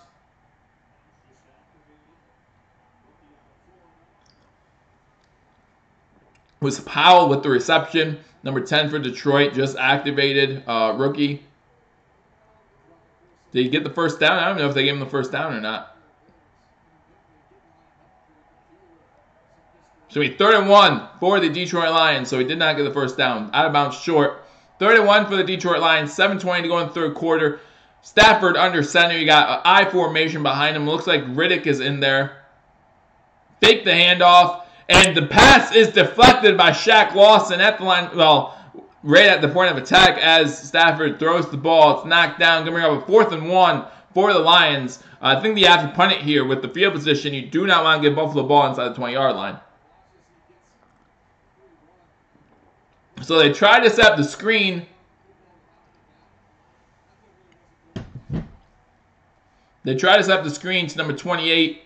And, Alexander was in coverage. It looked like the play probably wasn't going to go anywhere anyway, but Lawson knocks down the pass. Again, guys, if you haven't been part of these streams, you know how happy I am with the production of Shaq Lawson this year. Really coming together a little bit better than before. So that's going to be a 4th and 1 for Detroit. It looks like they'll be forced to punt it here. Thank you for watching Unbelievers Talk. My name is Joe as they show one of these commercials within the game type thing. I don't know why they're doing that. I don't know if someone called timeout. I don't know what's going on, but there are coaches on the field. No one's injured. I don't see anyone down on the field. So I don't know if Detroit called a timeout. I hope Buffalo didn't call a timeout. I hate wasting timeouts early in a game or in a half. I hate doing that, but everyone has 3. Both teams have all 3 timeouts, so I do not know. I don't know what's going on. They're saying that someone was hurt on the field, I guess. That's the first 3 and out for the Detroit Lions today. So that they're actually got the 4th fewest in the NFL. So good job by our defense. McKenzie going back to return the punt. Good punt. Fielded at the 26 by McKenzie. McKenzie has room to return, and he falls down. Uh-oh. That's not good. That's not good. It's one of those non-contact knee injuries, guys. That's always worrisome. He's just running straight, doesn't get contacted, starts limping, and then just falls down at the 20, maybe the 36-yard line. So that's always scary. So now another injury on the field as Buffalo's going to start with the ball 1st and 10. But that's always scary when you have those injuries on the field. So again, thank you for joining me on Believers Talk. My name is Joe. Please be sure to hit that like button. Hit that thumbs button. I don't know. It's somewhere on the screen. Guys, I don't know. It's down there somewhere. Just hit it. We're at commercial. I mean, what else do you have to do other than listen to me talk? You really don't want to do that without doing something else. Grab a pretzel. Hit the like button. And subscribe if you haven't already subscribed. Share this video, guys. Share on Twitter. Share on Facebook. Share on other social media sites that you guys probably know about that I don't. There is that Instagram thing. There's the, did I say Facebook? I did. All right. Snapchat, right? Share us on Snapchat. I don't know if people can watch me on Snapchat. Probably not. They probably only watch me on YouTube. Just let them know I'm on YouTube, though. If they have Snapchat, they probably have YouTube. I don't. Guys, I really just don't know how this works. Commercial breaks. Let me give you scores from other games around the league. Because, well, the heck else am I going to do, right? So some other scores around the league, guys. Of course, Buffalo trailing the Detroit Lions 13-7. Buffalo has the ball 1st and 10 at the 36-yard line. Not sure what's wrong with Isaiah McKenzie. That's kind of stinky. But you go through other games. You got 26-7 Atlanta over Arizona as they're back for the second half. Baltimore has scored a touchdown to go up 17-9. Gus Edwards with the 10-yard touchdown run. Go up 17-9 in that one. Chicago still up on Green Bay 14-6. 6.5 minutes to go in the third quarter there. Cincinnati now up 20-7 on Oakland after they added 2 field goals. Indianapolis still up 17-0 on Dallas. Jacksonville is still up 10-6 as Washington added a field goal. So 10-6 now in Washington. Minnesota is still up on Miami 21-17. Miami storming back in that one, baby. Way to go, Miami. If you're a Dolphins fan, good for you. Congratulations. Keep those playoff hopes alive. Maybe another AFC East team can do something, you know? And it's good to know that New England's not always just going to cleanse the division by week 13. Make them work for it a little bit, you know what I mean? Maybe they'll lose to the Steelers and it will look worse than it is. They won't. Guys, they won't. They never do. They never lose to the Steelers. Since Tom Brady's been there, they've never lost to the Steelers. Not true, but pretty much. And then the Tennessee Titans are still up 7-0 on the New York Giants. So they come back from commercial, and Isaiah McKenzie is being carted off the field. So that can't be good at all. He will not be returning either. So that means other wide receivers are going to step up. McKenzie had 6 catches today for 53 yards. And again, just the spark he has added to this team has been great. Really appreciate all he's done since we've added him to the team. We should expect to see him, even if he's not playing the rest of the season, we should expect to see him in the future here. So 13-7, 6:57 to go in the third quarter. Buffalo has the ball 1st and 10 from the 36-yard line. Allen under center. You got Keith Ford in the back, lone set back, 2 wide receivers, one on both the top and bottom of the screen. So we're short on receivers, we're short on running backs, but we're still going to win this game, right? Allen hands the ball off, a stretch play to the left. Keith Ford gets about 7 on the play, gets to about the 43-yard line. So 6:45 to go. And as they show us the Baltimore touchdown, some teams can score. Woo! So Baltimore's up on Tampa Bay 17-9. So good run on 1st down, a stretch play to the left, gets about 7. So it's going to be 2nd and 3. 6:30 to go in the third quarter. Buffalo trailing 13-7. Josh Allen under center. He's been under center a lot more in this game than previous games too, so I don't know if that's by design. Same formation, 2 wide receivers, one at the top, one at the bottom. Keith Ford, this time a stretch play to the right. He cuts back to the middle, gets a 1st down, gets it to about the 48-yard line before he's taken down. So it's going to be 1st and 10 Buffalo, 6:10 to go in the third quarter. Buffalo gets a 1st down, 13-7, still trailing the Detroit Lions. 8 rushes now for Keith Ford for 39 yards. Excuse me. Pretzel. 1st and 10, 5:50 to go now in the third quarter. 1st and 10 Buffalo. Single back formation again for the Buffalo Bills. Keith Ford alone in the backfield. Big handoff to Keith Ford. Allen on the move, rolling to the left, throws it to Deontay Thompson. Incomplete pass to Deontay Thompson, makes 2nd and 10. Smart job there, I think, to do the play action at that point. Deontay Thompson had decent coverage. Allen does a better job throwing on the run here. Might have a completion, but yeah. Good throw. Hit Thompson in the fingertips, but could make that throw a little bit better, a little bit easier for Deontay Thompson to catch. So that's going to be an incomplete pass. 5:40 to go in the third quarter. 2nd and 10 now. Allen's in shotgun. 4 wide receivers set. To the top, to the bottom here. I didn't even know we had 4 wide receivers anymore. So throws it to Foster. Foster was bobbling it as he falls out of bounds. Did he have a catch? They're talking about it. They're talking about it. They're saying it's a reception now. Yeah, Foster, for no reason, is bobbling this ball. I don't know if that's a catch, guys. I'm not sure if that's a catch at all. They challenge it. Patricia challenged it. I think it's a good challenge. Even if it is a completion, we need to check. The ball was, Foster, just catch the ball. Don't bobble it. It's right in your breadbasket. He might have drugged that foot. That's close. That's close. If he catches it, guys, it's going to be 1st and 10 at the... That's a catch, maybe. What do you guys think if you're watching at home? What do you think of the catch? Was it a catch? Was it not a catch? What do you guys think? What do you think about my reaction to said catch? Do you think it's catch? Do you think it's not a catch? I don't know. I don't know. We'll see. We'll see when they come back. When we come back from commercial break. Way to get us hyped, right? Way to get us hyped. Go commercial. You never know. Never know. So we're at commercial, so let me run through scores real quick. Don't know how long this commercial will be since it's a challenge commercial, so you never know when they're coming back. But Buffalo currently down 13-7. If it is a catch, it's going to be first and 10 at the 21-yard line.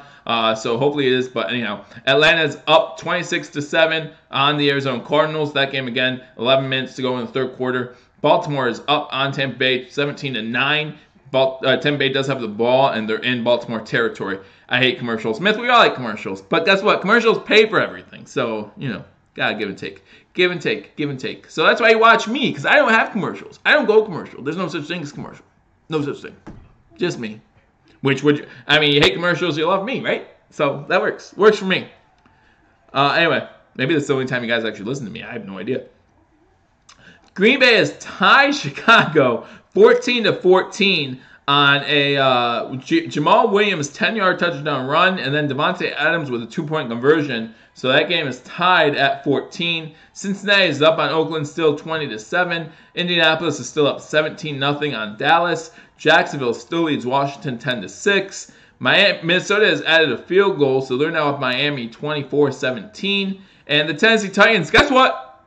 Are still up 7-0 on the New York Giants. But see, Myth, I appreciate that, and I thank you for the compliment. But if I was an NFL commentator, guess what? I'd have to just sit there and wait for commercial. And I won't be able to talk to you guys. I'd have to talk to, like, Troy Aikman or something like that, and I wouldn't like that at all. Chris Collinsworth, oh, God. That would be terrible. Instead, I get to sit here, chat with you people, and guess what? If you guys ever do annoy me, which you don't, but if you ever do, I can just turn chat off and be like, oh, well, good luck. Just listen.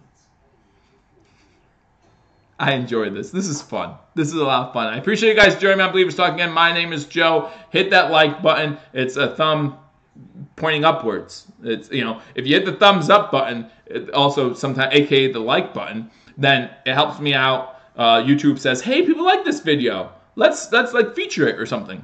But that would also take like hundreds of people watching me. And I got 22, and I appreciate the 22. I appreciate all of you. Anyhow, 5:32 to go. They did rule it a reception, it looks like. I don't know. They came back and just...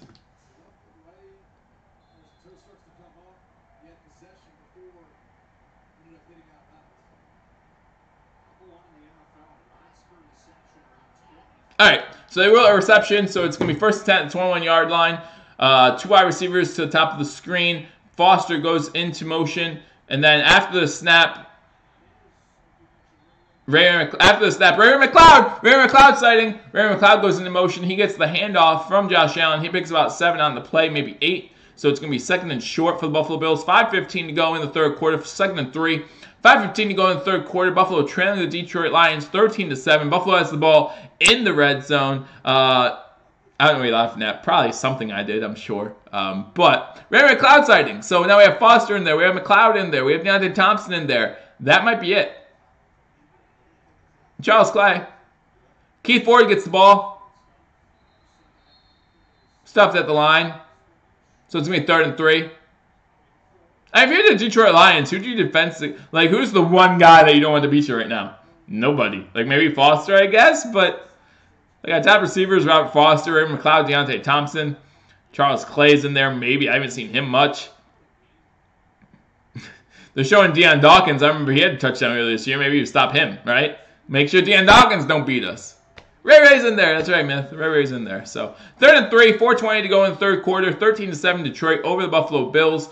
Buffalo has the ball in the red zone at the 14-yard line. Allen in shotgun formation. You have Keith Ford to his left. 1 wide receiver to the bottom of the screen. Handoff does go to Keith Ford, or did Allen keep it? Allen kept it.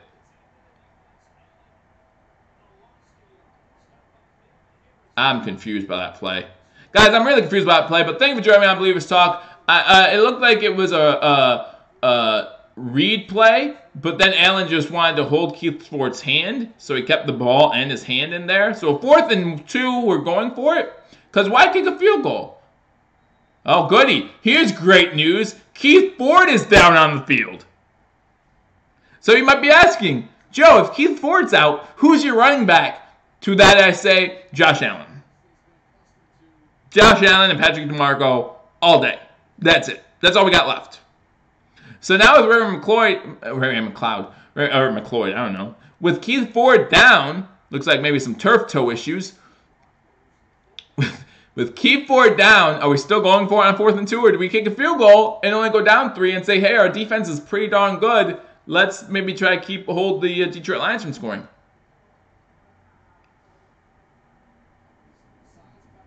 I don't know.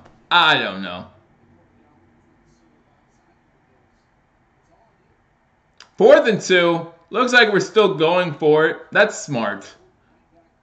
But then again, you know, when it comes to any play decision right now, it's a matter of what you have to lose.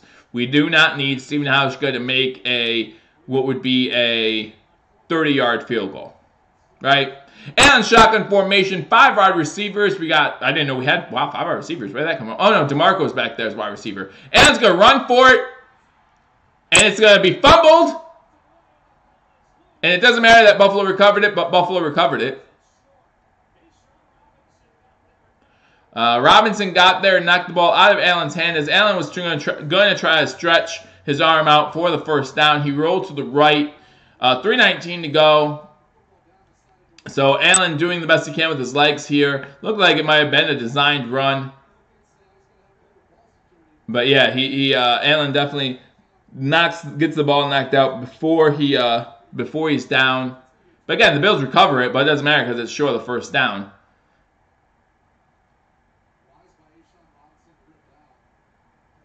So that's going to be 1st and 10 Detroit. They say it was wise by Robinson to strip it out. I don't know. Maybe it was. But what if that ball falls forward and the Bills recover it and then it's a first down Buffalo?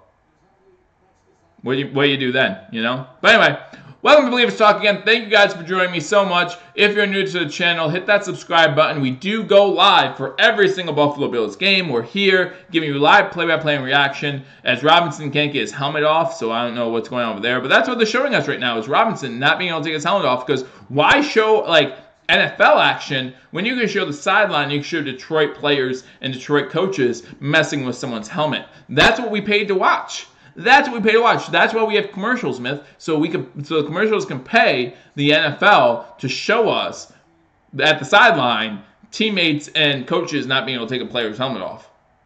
So here we go, 1st and 10 Detroit. Detroit has the ball 1st and 10 at the 13-yard line. 3:19 to go in the 3rd quarter. Buffalo still trailing 13-7 because we decided not to kick a field goal. Meh. Shotgun formation, Stafford back. He looks like he has Riddick to his right. 3 wide receivers, 2 to the top, 1 to the bottom. No, it was Zeller. I'm sorry. Zeller was to his right, but it doesn't matter. So throw to Galladay for 8 yards as White takes him out of bounds. So 2nd down and 2 from the 21-yard line coming up for Detroit.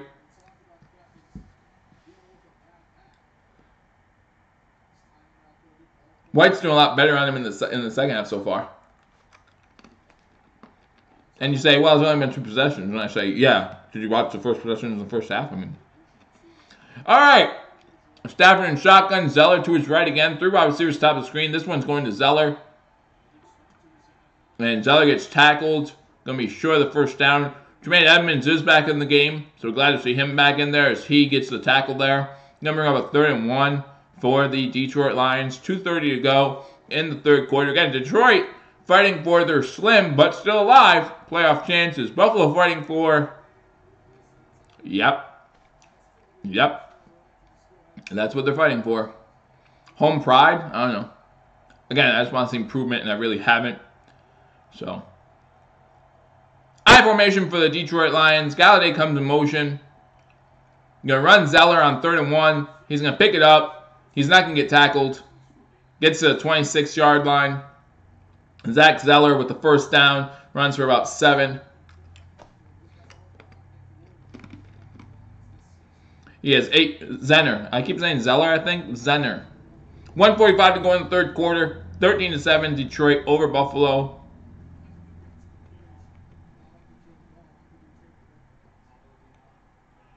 Only 2 catches against Patrick. Are you talking about Galladay? I'm not saying that. I'm not, again, Stevie Johnson only had 2 catches against a bunch of people. Tolo gets a catch over the middle. Great pass by Stafford. Again, Buffalo can't hit him. Why can't they hit him? I don't know.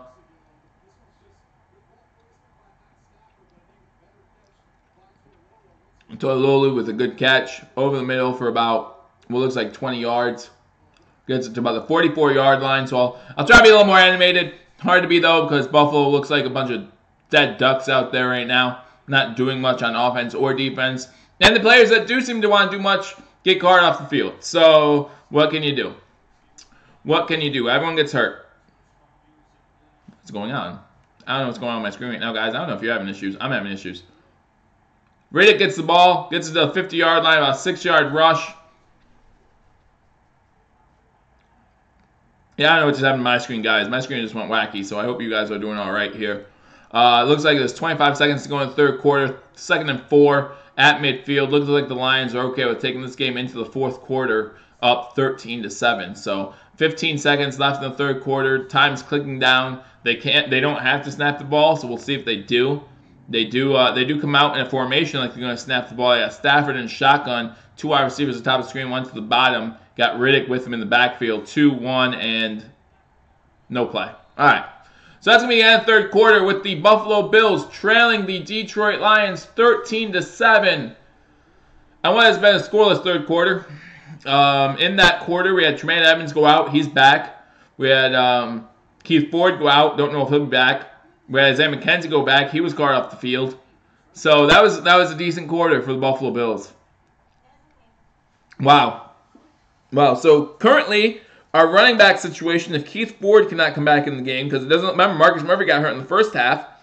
If Keith Ford cannot come back in the game, we'll have Patrick DeMarco as our fullback / running back. And we can put the slash there because now he has to play both positions at once. Unless you put Josh Allen as the running back, in which case he just fumbled, so good for him. Luckily, it was recovered by Buffalo, so there were no turnovers. But thank you for joining me on Believers Talk again. My name is Joe.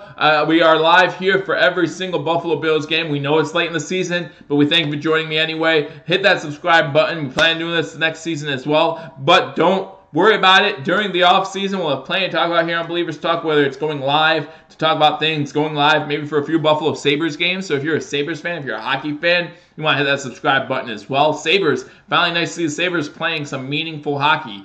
Even this early in the season, we haven't seen that the past couple of years. Losing in overtime in a shootout yesterday to the Capitals, so that was kind of sad to see. Eichel had 2 goals in that one. Playing tonight at 5 against the Boston Bruins, so I look forward to that game.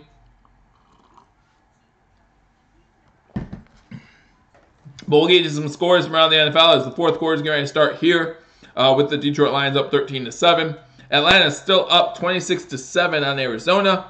Baltimore now up 17-12 on Tampa Bay. Chicago and Green Bay still tied at 14 as they start the fourth quarter. That will be a fun one to watch as well. Cincinnati is now up 20-7 on Oakland still.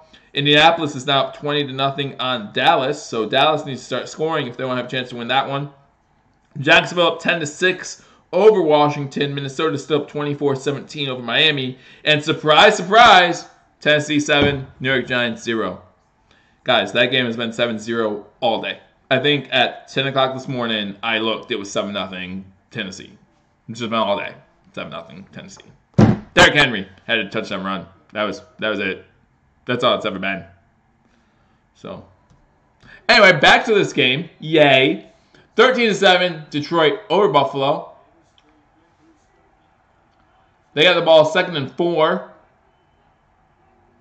Stafford under center. You got, looks like, oh, nice. Good play by Buffalo. Alexander with a great tackle. So, looks like it was a play action to Zenner. Zenner then went out for a screen, and as Stafford was getting rushed, he threw the ball to Zenner. Looked like they had a good screen set, but no. There's Lorenzo Alexander, who's been great all year for the Buffalo Bills, making the tackle in the backfield, bring up a 3rd down. So 3rd and long for the Detroit Lions. Happy about that play a little bit. I'll do a little dance because I don't know when I'll get to do it next. 3rd and 9 for the Detroit Lions here.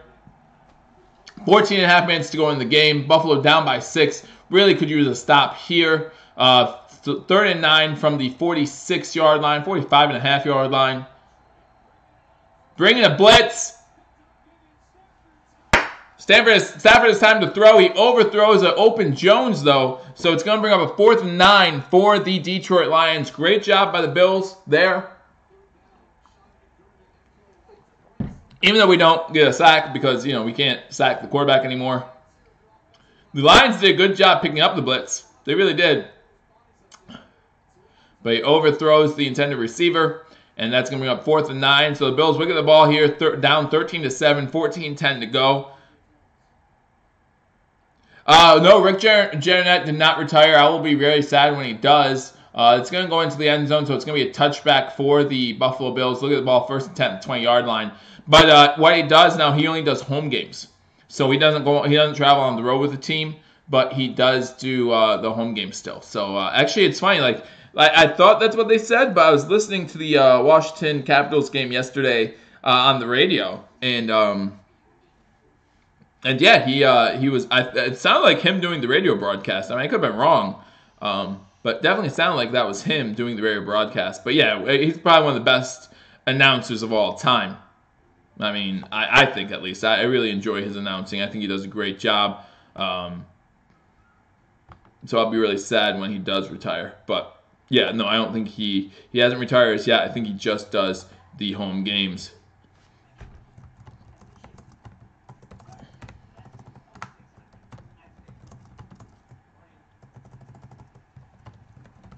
Just sharing this on Twitter again in case they forgot I'm here.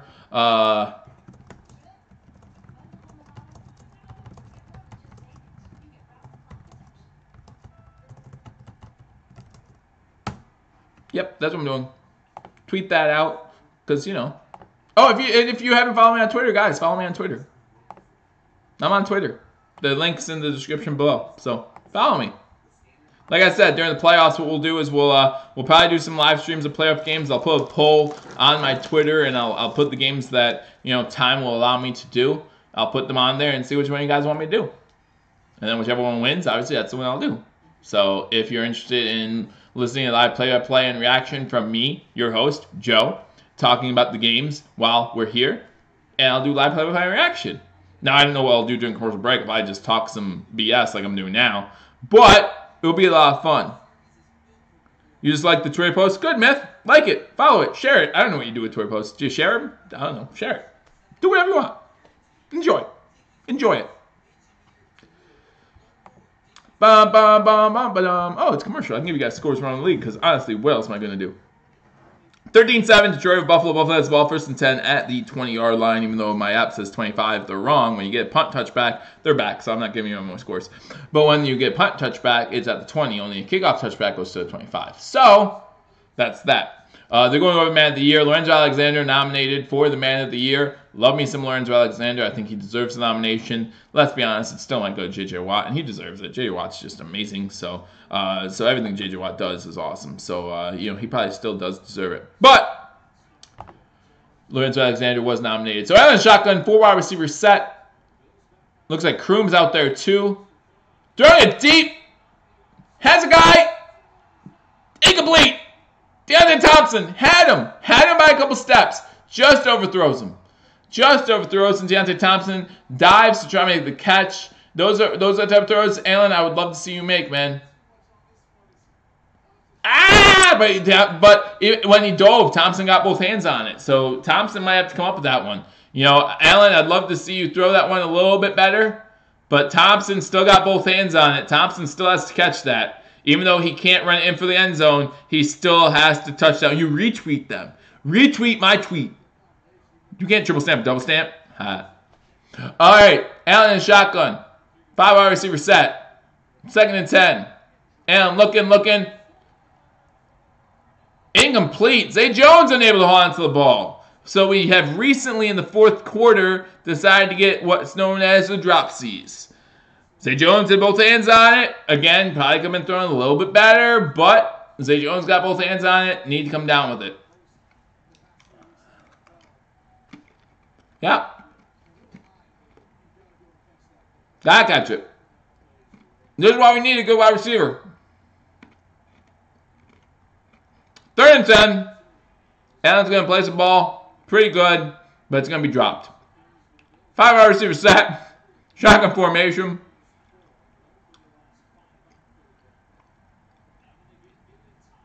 And incomplete.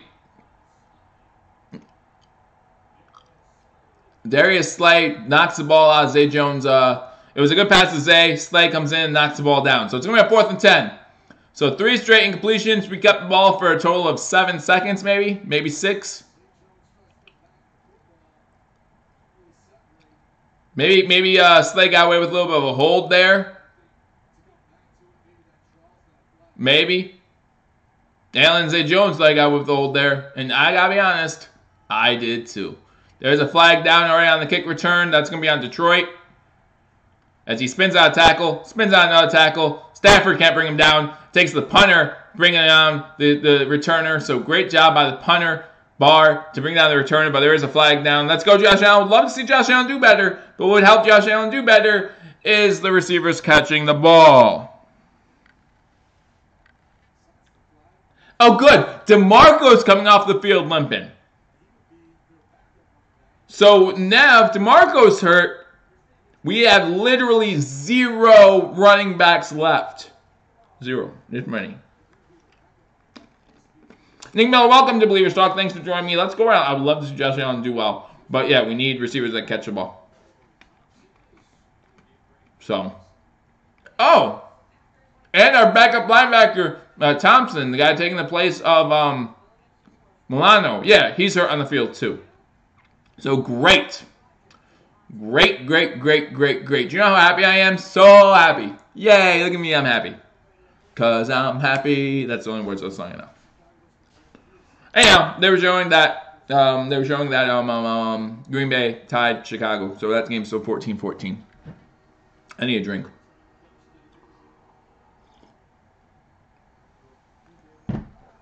So, again, thank you for joining me on Believers Talk. My name is Joe. Glad you can join me.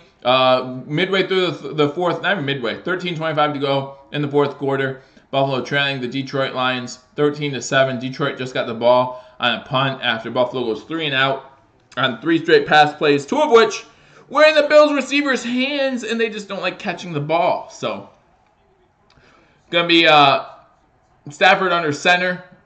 Looks like Blunt's in the backfield, lone set back. They run into each other. Hands it off to Blunt. Tackled at about the 20 or about the 14-yard line. It's gonna be 2nd and about 14. Yeah, it looked like Stafford thought that Blunt was gonna go to the outside or to the inside. Blunt came to the outside and they ran into each other. So, and then he gets tackled inside the 15-yard line. Shaq Lawson again making a great play. It's going to be 2nd and 13 now for the Detroit Lions. Stafford in shotgun formation, 3 wide receivers set. Zenner in the backfield with Allen to his right. Ah! We're getting close to these plays. Finally got some pressure on Stafford. Stafford almost throws an interception. Man, that was close. That was really close. Good pressure on Stafford, and that's what I've been talking about all game long. When you get pressure, make him make bad throws. As Hughes gets in there, man, Lorenzo Alexander almost had himself a nice pick. Almost had himself a nice pick. So, gonna bring out 3rd and 13. Let's go, Buffalo. Come on, big stop here. Let's go. Shotgun formation for Stafford. Zenner to his right. 3 wide receivers top of the screen. Bills send 4.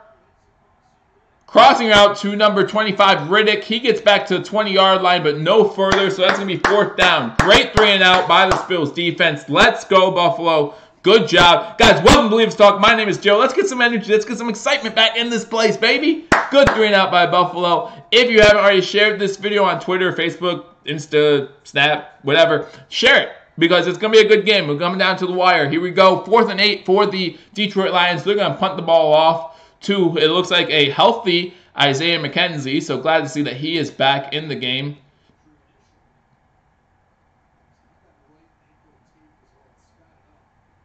His right ankle is taped up pretty good. So he got carted off the field. Grabs at the 40 and gets nowhere. But Buffalo gets the ball first 10 at the 40-yard line. So Nick Miller, thank you for joining me. I believe it's talk. Unfortunately, we can't see the game. I can, but you guys can't. YouTube has copyright rules. NFL has copyright rules. So if I were to show the game, then I would get in trouble for breaking said copyright rules. So I love doing the reaction, love doing the play-by-play. I love helping you guys out, giving you as much of the game as I possibly can, because I know some of you can't watch the game. Some of you live in the Syracuse area, and they're blacking out the game for some reason. I don't know why. But I want to give you as much of the game as I can, because we love our Bills. I want to help out Bills Mafia as much as I can as well. So thank you for joining me again. Hit that subscribe button if you haven't already subscribed. We're live for every single Buffalo Bills game during the offseason. We'll do playoffs here a little bit. Yeah, we'll dabble. We'll dabble in the playoffs. I'll put on my Twitter a poll. You guys can respond to the poll, which game you want me to do as far as what time allows me to do them, and I'll do that game. Now, if I only can do one game, obviously I won't put a poll up because I can only do one game, so that's the game I'm doing. But I will let you guys know that on Twitter. I'll let you guys know that on here as well. And hit that notification bell, because that's what's going to help you know about it. You'll know when I go live. We go live a bunch. You can ask people who are on this channel who are normally on here. Like, we do go live a bunch, like 2 to 3 times a week. And then I give you preview videos. I give you recap videos on Monday and Thursday. Monday's the recap. Thursday the preview. Thursday, normally halftime of Thursday Night Football. Unfortunately, I might be busy this Thursday, so again, I will post a video giving you a preview, but I won't go live like I wanted to. This past week, I was live on Friday, just because I could, and so we did it that way. But yeah, we do go live a few times a week. Any breaking news, Buffalo Bills related, we go live for that. But I just love being here, guys. So we're normally on here about 3 to 4 times a week, so make sure you subscribe, hit that notification bell. I'll go through some scores real quick, as they're still at commercial break. We got Atlanta now up on Arizona 33-7, as they have added a Tevin Coleman 43-yard TD run, and that was after another Julio Jones touchdown. So Julio Jones has 2 touchdowns now, I believe. No, I'm sorry, Deion Jones got the first one. So Julio Jones with the second. Baltimore up 20-12 on Tampa Bay. Tampa Bay had a field goal, and then Gus Edwards had the touchdown, and then they traded field goals. So 20-12 there. The Chicago-Green Bay game, Chicago scored to make that one 21-14. Trey Burton with a 13-yard touchdown pass. Oakland is now in the red zone, trailing 20-10 against Cincinnati, so they're looking kind of that lead. Indy's up 20-0, and they have the ball in the red zone. Looks like that game might be over already. Jacksonville's now up 13-6 on Washington. Minnesota's up 24-17 against Miami, and Minnesota has the ball in the red zone. Tennessee's up 14-0. The world's coming to an end. Derrick Henry with another touchdown. We're back from commercial, and they run it on first down. Who do they run it with? Keith Ford's back in the game. Hey, Keith Ford's healthy. Good stuff, guys. We're getting players back. We're winning. We're not winning. We're down 13-7. But we're stopping them with 3 and outs. Yeah, you're absolutely right, Nick Miller. You're absolutely right. We need better receivers. And same thing with you, Anthony. Yeah, you guys are both absolutely right. Calling a 50-yard rush for Josh Allen. Josh Allen hasn't run the ball too much in this game. You know, everyone thought we were getting excited to see shotgun formation, 4 wide receiver set. We were getting excited to see possibly Josh Allen run a little bit more. And he throws another good pass to Zay Jones. This time there's a flag down, as Zay Jones couldn't make the catch. There's a flag. Looks like it's going to be a flag on Slade Jr. They're calling for pass interference on in a second. It does look like Slade does have his arms around Zay when the ball's getting thrown. I would be more okay with a holding call on that one, other than a pass interference. He has his arms around Zay as Zay's coming back for the ball. But he lets go pretty quick. It helps out the Bills, so I'll be happy with that. But yeah, I don't know if I agree with it completely. So first and 10 for the Buffalo Bills in Detroit territory at the 33-yard line, 37-yard line, I'm sorry. Fake handoff to Keith Ford. Keith Ford then gets a screen pass. Bubble screen. He actually gets more yards on the play than it looked like he was going to. Getting the ball to the 31-yard line. So it's going to bring up a second down. Good job by Keith Ford to break a tackle. There's a flag on the play. It's going to be holding on Buffalo because Buffalo hasn't had a flag in a while. So we need to get that flag going.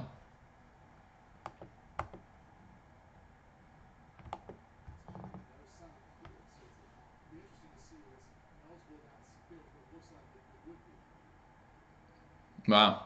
Oh, it's an eligible man downfield. 5-yard penalty. Replay. First down. So now it's going to be 1st and 15 instead of 1st and 10. Instead of like 2nd and 3 or 4 after that nice play by Ford. Deion Dawkins called for a illegal man downfield penalty. So I think I give you At least in high school, it's how it works. They give you 2 yards downfield. After that, it's a flag. So, shotgun formation looks like a 5 wide receiver set. Again, I didn't even know Buffalo had 5 wide receivers on the team. Maybe one's Jason Kroom. No, one's Charles Clay. Charles Clay's open. Charles Clay's open, but he goes deep instead. Has Foster. Foster with catch a 10, 5. Touchdown, Robert Foster. 10:26 to go. Bills scored to tie this game at 13. No flags on the play, and the Buffalo Bills have tied this game up. Allen to Foster. Foster, Australian for touchdowns. Let's go Buffalo, baby. Good play. Nice route by Foster. I was saying Clay was open in the flat, but so was Robert Foster down the field. In fact, so was Zay Jones as Slade Jr. tripped on the play. So a few open receivers, and it definitely looks like Foster's able to get into the end zone here. Looks like it was a... I want to say a little bit over 20 yards there on the touchdown. 42 yards. So I was close. 42-yard touchdown. Allen to Foster makes this one 13-13. Extra point pending. The extra point is up. And the extra point is good by Steven Hausch. I'm back money. Hauschka makes this one 14-13 Buffalo. 10:26 to go. That's what we needed. That's what we needed. Nice little dance by Robert Foster. So this means that Robert Foster, I mean, he had a few catches in the first half too. So Robert Foster's stats now look a little bit like this. 3 catches.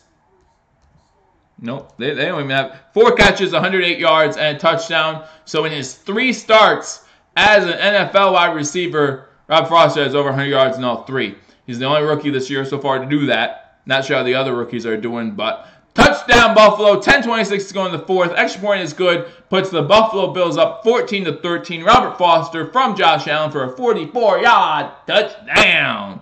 And the Buffalo Bills are now up. You can sing the shout song if you want. You don't wanna hear me sing. I'm not that great. But you know, dun, dun, dun, dun, the Bills make you wanna shout. You know, you got it. You understand. You understand. You know, it's the truth. Honest truth. When I was a kid, I didn't even know that there was a real song that went like there was an actual song to that rhythm. I thought that the Bill Shout song was the song and nothing else mattered. And I still, whenever I hear that song, how many of you, when you hear that song shout, you still just hear the Buffalo Bills song? Kicks it off, goes into the end zone. It's going to be a touchback, so the Detroit Lions will start with the ball. 10:26 to go in the 4th quarter. 1st and 10 at the 25-yard line. Again, guys, if you're a Lions fan, you need this win to stay in the playoff picture. Currently 5-8. You know that there's slim chances already, but those chances become null and void with a loss here in Buffalo today. So Buffalo just scored a touchdown to go up 14-13. Josh Allen to Robert Foster, 43-yard touchdown. Let's see if Detroit can respond here. Down 14-13, 10:26 to go. Stafford comes out. Looks like Stafford comes out in shotgun formation with Zenner to his right, to his left. Then he goes into motion. Got 2 wide receivers by the screen to the top now. Zenner goes to the top of the screen. Gets a bubble wide receiver screen. Gets to about the 30-yard line before he's taken down by White and Alexander. Combined on the tackle. So it's going to be a 4-yard gain on 1st down. Going to bring up a 2nd and 6. 10:15 to go in the 4th quarter. Buffalo up by a point.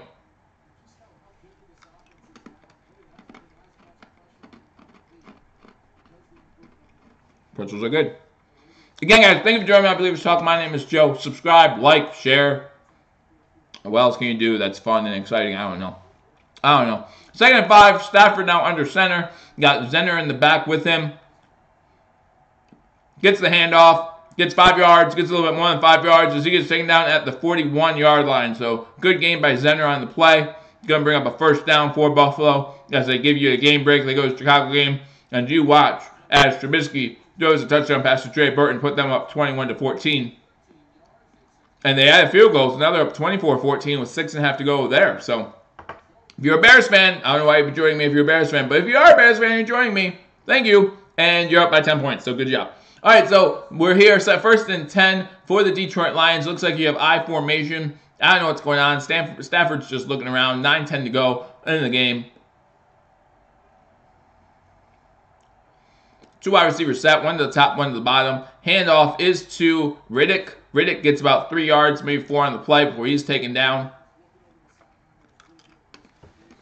We're going to have a second down. Less than 9 minutes to go now.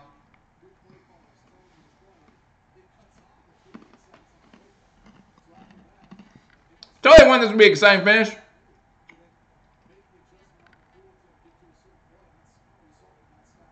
If the Bills win this game, it will be the first time this season they have not scored first and 1. True story. Zero alone. Now it looks like they're doing offset I formation. Fullback comes back with them. Fakes the handoff there. No pressure on Stafford. Over the middle to Galloway. Gets a first down. Gets a 35-yard line. So in Buffalo territory. First down Detroit at the 35. 8 minutes to go in the fourth quarter. So again, no pressure on Matthew Stafford. Absolutely none. Absolutely none. I don't understand what's happened to this Bills front. You know, before 2 games ago, we were getting to the quarterback pretty good.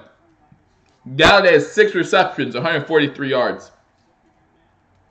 First and 35-yard line, offside I for the Detroit Lions. They run to the right. Gets about 2 yards.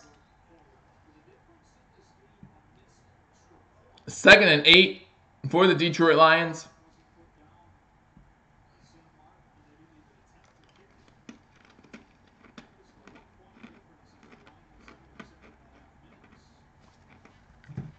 Go look at some other scores. See what's close. See what games are close. Because after this game, we normally cut to another game. Whatever game's close, we'll do play-by-play of that one until that one ends. Stafford in shotgun formation. 2 wide receivers to the top of the screen, 1 to the bottom. Zenner to his left.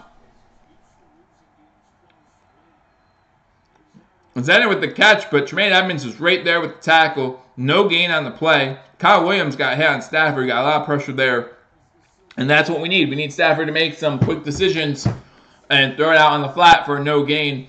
As Edmonds, again, got hurt earlier in this game. Glad to see him back playing hard. So it's going to be up 3rd and 8 for the Detroit Lions. Hopefully we can stop them to a field goal here. Field goal attempt at the 33-yard line. 3 wide receivers spot on screen. Stafford in shotgun. Quick out to Jones. Stopped for about a 2-yard gain. So that's going to be up 4th down. No, that was to Powell. I'm sorry. Powell with about a 2-yard gain. Going to be 4th down and about 6. 4 of the Lions. 6:15 to go. Looks like Prater's going to come in for a field goal. Be a 48-yarder. No easy field goals in Buffalo. Let's go. Matt Prater, 24 for 27 this year. 48 yards. Kick is up. On the way. It's no good. No good. Bills still up by a point, and now we got the ball. Bang, baby. Let's go. That was supposed to be a first down, not a gun. I don't believe in guns. I do, but I believe they exist. They're real things. Missed the kick. 14-13. 5:50 to go. Bills have the ball. Again, thank you for joining me. I believe it's Talk. If you are new, subscribe, baby. Bills suck. We're winning. We're winning. We're winning a game. I don't know what y'all talking about. I don't know what y'all talking about. Like, really? No, not really. Like, a little bit. Anyway, we're at commercial, so I will go through some scores throughout the league. We got Atlanta still whooping up on Arizona. Now it's 40-7. After Justin Hardy, 5-yard TD pass from Matt Ryan. Baltimore still up 20-12 on Tampa Bay. Chicago up 24-14 on Green Bay. Cincinnati is up 20-13 over Oakland. After they just keep going back and forth with field goals. Dallas is now trailing 23-0 with less than 5 minutes to go in the fourth quarter there. Washington and Jacksonville tied at 13. Minnesota up by 10 on Miami, 27-17. And Tennessee up 14-0 over the New York Giants. So those are the scores around the league. Later today, you got Seattle, San Fran, and then you got New England at Pittsburgh. That will be the game that most people get to see is the New England at Pittsburgh game. Everyone expects New England to win that one. And then tonight, you got Philadelphia at the Rams. Tomorrow night, Monday Night Football, you got the New Orleans Saints at the Carolina Panthers. Carolina losing 5 straight. Yeah, no, PB, you know what? I actually know what our record is. Believe it or not, I host a Bills YouTube channel. I know what our record is. It's hard to believe. Hard to believe, but I do. Like, I've known it for almost a whole week now. Yeah. But, you know, hey, thanks for reminding me. Hey, welcome to Believers Talk. Thank you for joining me. My name is Joe. If you have not already subscribed, hit that subscribe button. There will be a day. There will be a day where we don't suck anymore. And I want you guys to be there when we don't. So hit that subscribe button. I give you live feedback and play-by-play and reaction every single Sunday to Buffalo Bills games. Like I said, during the playoffs, we will go live for a playoff game or two here or there. So you want to subscribe to that. Also, follow me on my Twitter account. Matthew, you don't have to worry about it, man. He's just trolling. He's fine. He's not hurting nobody. He's fine. Is what it is. Besides, he gives me something to joke about. So, but thank you. That's why I made you moderator. So good job. Do your thing. Do your thing. Buffalo has the ball, 1st and 10, 5:50 to go. Clutch field goal miss. Good job, Matt Prater. Keith Ford gets the ball, gets about 2 yards to about the 40-yard line. No negativity. It's all right. It's okay. As long as there's no outlandish profanity, I'm okay with it. And, like, nothing towards another person on my stream. Yeah, that's a good one. That's a good one, yeah. Don't yell at anyone else on the stream. You can yell at me, I don't care. Yell at me all you want. Say I'm terrible. I believe you. 2nd and 8 for the Buffalo Bills. Allen in shotgun formation. Ford to his left. Got 2 wide receivers to the bottom of the screen. Zay Jones to the top. Fake handoff to Keith Ford. There's literally no one open, so Allen just throws it over the head of Charles Clay. First time we've seen a pass attempt to Charles Clay. Again, don't look like we're going to be seeing Charles Clay much more after the season in a Bills uniform. Thanks, Buffalo Sack Attack. I try. What can you do? What can you do? 5:02 to go in the game. Up by a point. 14-13. 3rd and 8 now for the Buffalo Bills here. Lions have 2 timeouts remaining. Don't know when they used their one, but they did. Oh, they challenged. That's right, they challenged and they lost. Allen shotgun formation. 3 wide receivers to the top of the screen, 2 to the bottom, one of which is Keith Ford. So that's how we keep showing these 5 wide receiver sets with only 4 wide receivers. We put a tight end in there, put a running back in there. Allen rolls to his left, now rolls to his right, now rolls to his left. Flag down probably for holding. And it's an incomplete pass. Almost an interception by the Detroit Lions. Number 24 had it in his arms, unable to hold on to the ball. So the flag's going to be holding on the Bills. It's going to be declined. Maybe 4th down. Holding was on number 73. So it makes you wonder how many penalties we had. A lot of them where I've been declined in this game. Get Clay out of here. Absolutely, Cincy. I absolutely agree with you. Get Clay out of here. I mean, I understand that all his money coming up is guaranteed. But, man, he just does not look good at all. But Allen almost has an interception there. Luckily, the number 24 of the Lions drops it. Punt takes back inside the 20. Return is to about the 29-yard line before he's forced out of bounds. So it's going to be 1st and 10 for Detroit at the 29-yard line. They're flashing back to when Barry Sanders played Buffalo and, well, hi, Barry Sanders. Like, I mean, what do you want me to say? We lost to Barry Sanders, okay? Everyone lost to Barry Sanders, except for in the playoffs. So.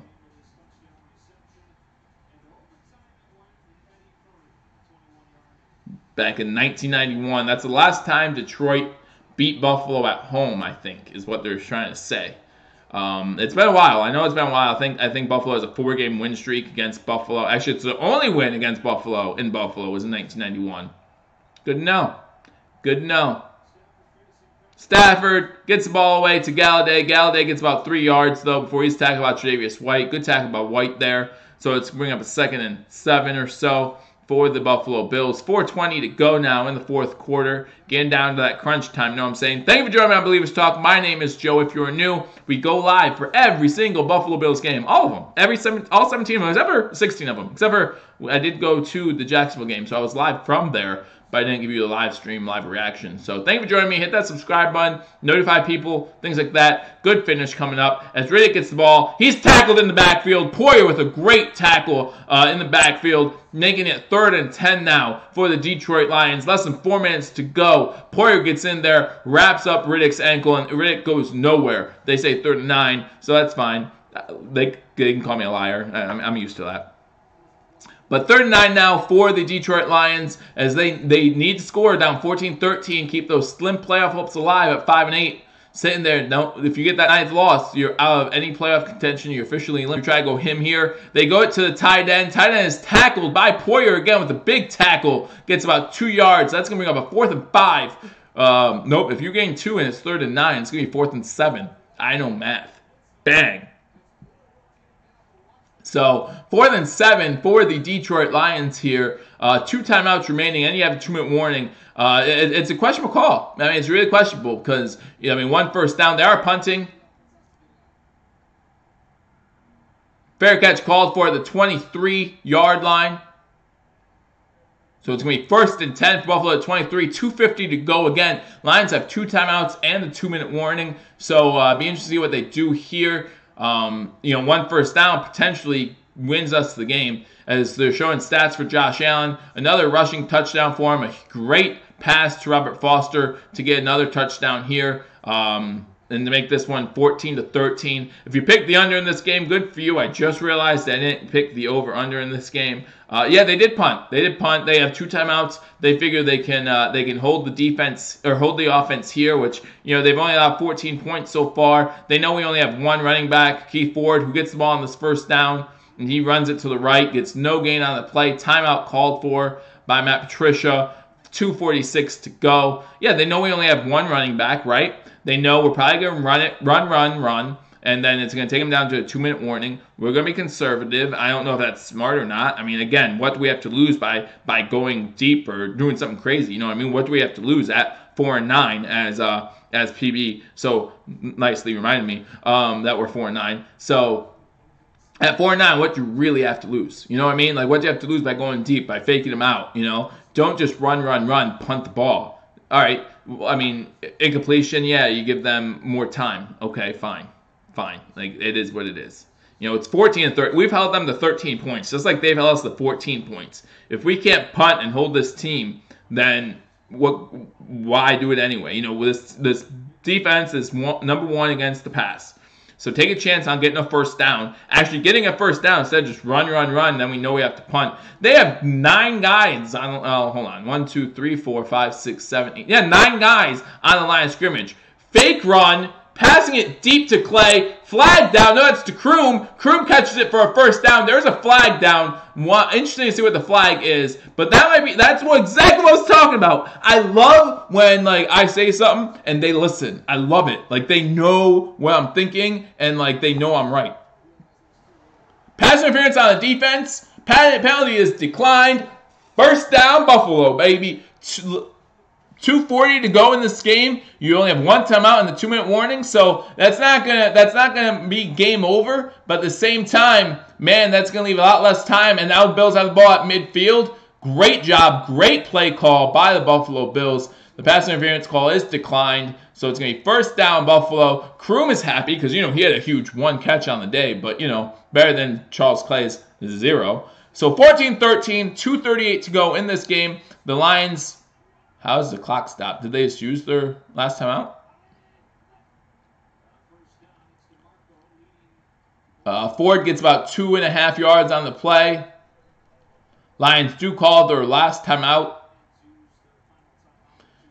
So 2:33 to go. A first down ends this game now. A first down ends this game now. Now you do run. Okay? Actually, yeah, you run.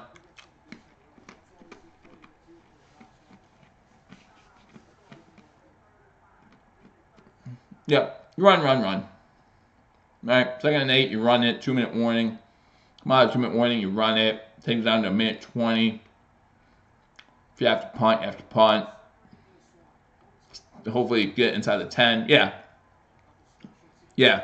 I mean, obviously, you want to weigh your pros and cons here. Allen with his 3rd rushing TD in the last 4 games here. Thank you for joining me on Bleav Talk. My name is Joe. If you're just joining me, the Bills are up 14-13. Have the ball, 2nd and 8 with 2:30 to go. Matt Prater misses a huge field goal from about 48 yards away to possibly put the Lions up, but he misses it. And so, but that's where we are. Bills are up. Bills have the ball. 2nd and 8, 2:33 to go. Welcome to Bleav Talk. My name is Joe. Thank you for joining me. If you're new to the channel, hit that subscribe button. Allen's in shotgun formation. You got 3 wide receivers to the left. I think this is just to clear the box out. They still have 7, 8 in the box here. But, you know, you still want to try to clear the box out as Keith Ford gets the ball. No, it's a fake to Keith Ford. Allen gets the ball, gets about 2 yards before he's driven backwards. So it's going to be 3rd down now. Again, that's going to go to 2-minute warning. Last thing I want to see is the Bills do something stupid, get a penalty. Wouldn't mind seeing Detroit doing something stupid and getting a penalty for a 1st down here. But I don't think that's going to happen.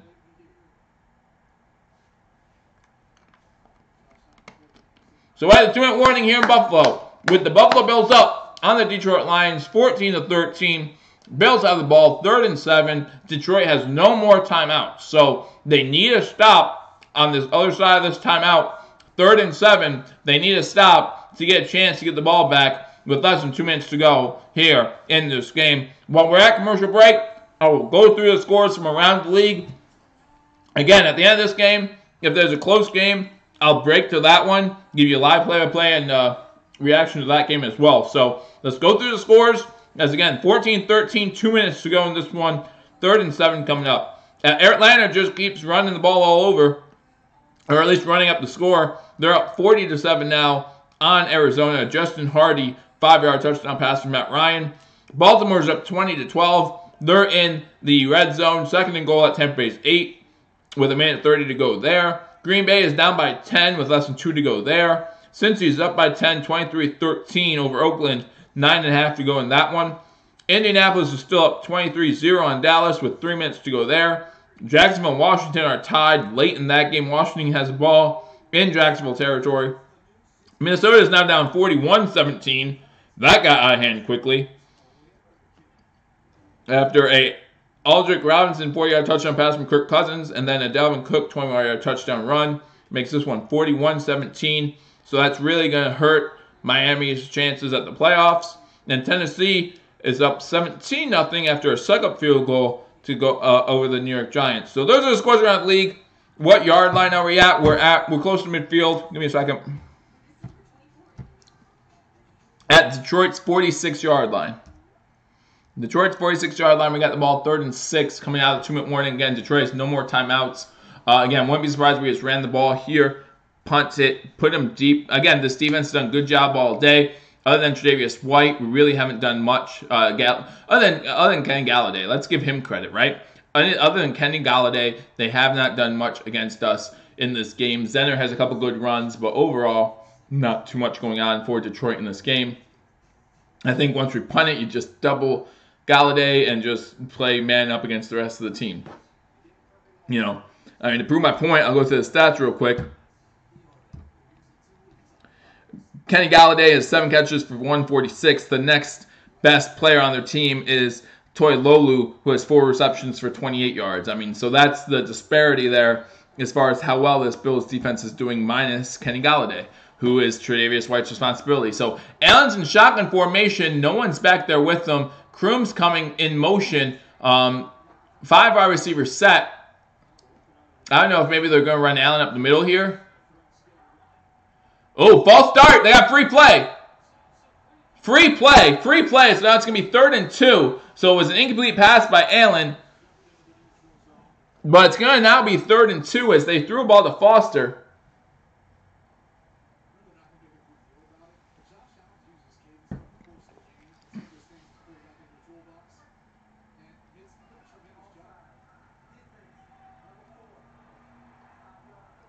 Five-yard penalty. It's still going to be 3rd down, but now it's going to be 3rd and 2. So now you can run the ball and possibly even pick up the 1st down. So great job by, that's the 3rd time, even though only 2 were called, that's the 3rd time Allen's used a cadence, used a hard count to get one of the Detroit Lions players to jump offside. So 3rd and 2 now, minute 56 to go in this game. Again, Detroit has no more timeouts. Allen under center. You got Keith Ford in the backfield with them. You got 2 wide receivers to the bottom of the screen, 3 wide receivers to the bottom of the screen, 1 to the top. Allen now going back in shotgun. Keith Ford moving to his right. Keith Ford going into motion. Now Allen back under center. Allen going back into shotgun. Calls a timeout. I don't know if they're trying to get him jump off sides again to give us an easy first down and the game. But, I mean, you have all 3 timeouts. You have a minute 56 to go. You can do that. You can afford to do that. That's the point. 3rd and 2, guys. What do you guys think they should do in this situation? What do you think the Bills should do? Should we run the ball? Should we pass the ball? You know, we use our running back that we have anymore. If we run the ball, should we do it from shotgun? Should we do it from the I formation? I personally think put DeMarco in there. Scores 14-13 Buffalo, a minute 56 to go. Buffalo has the ball, 3rd and 2. If they get first down, Detroit has no more timeouts, so this game's over. If Detroit stops them, they will have a little bit of time to try to get downfield, kick a field goal. Matt Prater has already missed a 48-yard field goal in this game, and he didn't get a chance to kick the extra point. That would have made it 14-14. There was a bobbled snap. So Allen's under center. You got 3 wide receivers to the bottom of the screen. It's a pitch to Ford. Ford gets the first. Well, we got the spot. And it looks like the ref is calling for a first down. So let them put the ball down. The ref says first down. This is going to be a close spot. Ford gets out of bounds, but it gets the first down. That's all that matters. If he gets the first down, then the game's over. Just 3 kneel downs.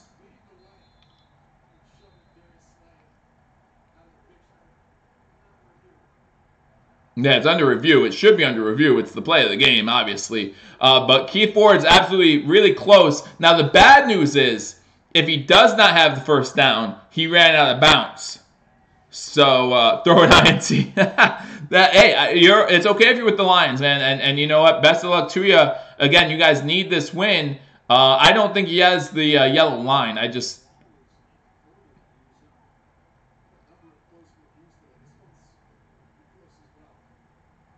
But yeah, I mean, if you're with the Lions, obviously you know this is what the situation is. You need this game to keep your playoff chances alive.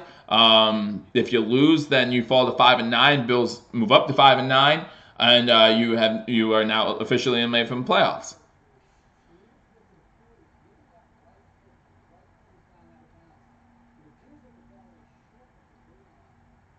Yeah, it's close. It's close. I don't think he got it. And the really bad news about it is he does go out of bounds, so that stops the clock.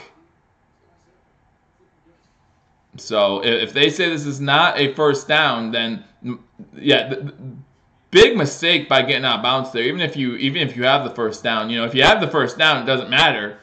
But if you're making it close like that, big mistake.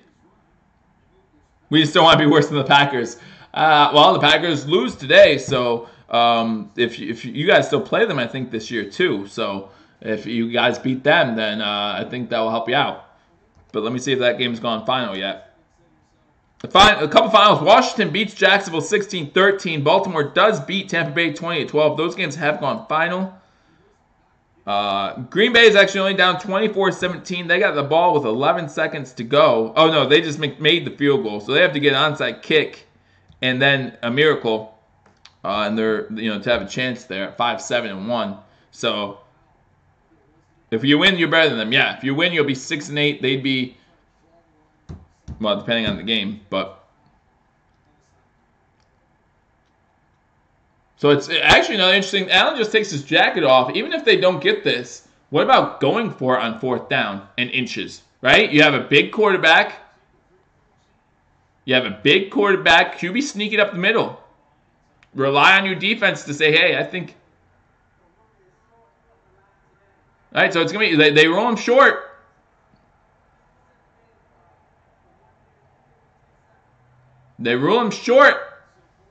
So it's going to be 4th and inches, and the offense is on the field. So very interesting call. What do you guys think about this call? 4th and inches. What do you think about this call? Should they go for it here? Thank you for subscribing. I enjoy it. I appreciate all the subscribers. Thank you for joining me on Believers Talk. If you are new, we go live for every single Monday football game. We currently have a 4th and inches up 14 14-13 on the Detroit Lions. 1:52 to go all day. So what do we have to lose? Allen coming to the line. He's been able to draw them off sides a couple of times. Also, I formation. Allen gets the first down. Allen gets the first down. Quick snap. Throws off the Lions. Then he just jumps over the pile. And he gets the first down. So with that, sorry for Taib. I'm sorry. It looks like the Detroit Lions will not win this game. As 2 more kneel downs, and the Bills will get this victory.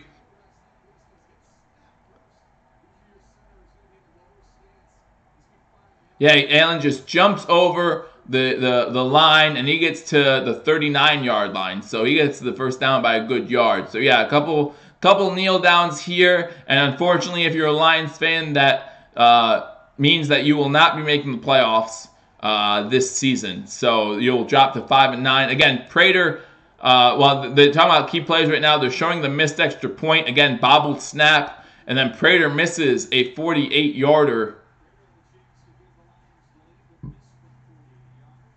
And those are the key plays of the game. 2 special teams mistakes. And believe me, Bills fans know about special team mistakes. Last week, the week before, special teams can kill you. But yeah, so 1 more kneel down here. And the Bills will get this victory.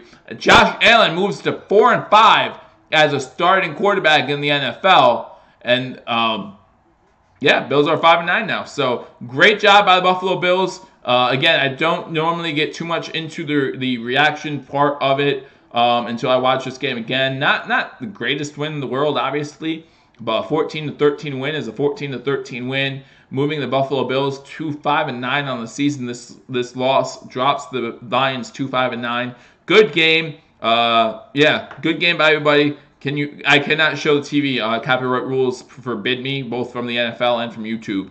If I do show the TV, YouTube would shut me down. And some of you might not be disappointed about that, but I'd be disappointed. I like you guys. So, yeah, YouTube would shut me down, so I wouldn't be able to do live streams anymore. So, great job by Josh Allen. I thought, I don't have the stats right in front of me, but I think his completion percentage will show that his completion percentage was a lot better than so far this season. And I think that a lot of good things happened in this game. But what I'm going to do now is I'm going to see if there's a close game going on as we speak. And I'll cut to that game. Cincinnati's up 23-16, 41. There's no close games. No close games. Sorry, guys. None. That means there a game you guys want me to cut to? You want Jim Caldwell back? Yeah. I mean, I thought Jim Caldwell was a good head coach. I really did. I don't know why they got rid of him. But, yeah, I know the Lions haven't always been good recently, especially, but you'll get better, and we're not gonna play you again for another 4 years. So, well, unless we see you in the Super Bowl, right? Be optimistic, right? We'll see you in the Super Bowl in 2 years. You heard it here first, everybody. But thank you for joining my Believers Talk again. My name is Joe. Hit that subscribe button, like this video. And again, share, maybe not this video, but we do go live for every single Buffalo Bills game. So be sure to share this video. Let them know that we're here. Let the people know we're here. Let Bills Mafia know we are here. Bills Fanatics, all of them, to give you live play-by-play and reaction to every single Buffalo Bills game. The season's coming down to the close, but we do have more things to do. We want to see continued improvement. Robert Foster with another game over 100 yards. Enjoyed seeing that. That's 3 starts.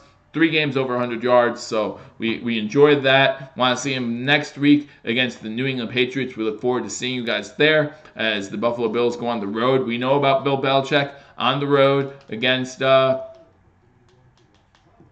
against rookies. We know what it is. We know what it is. But guess what? We're gonna see what Josh Allen can do, and that's gonna be a huge test, right? That's gonna be a huge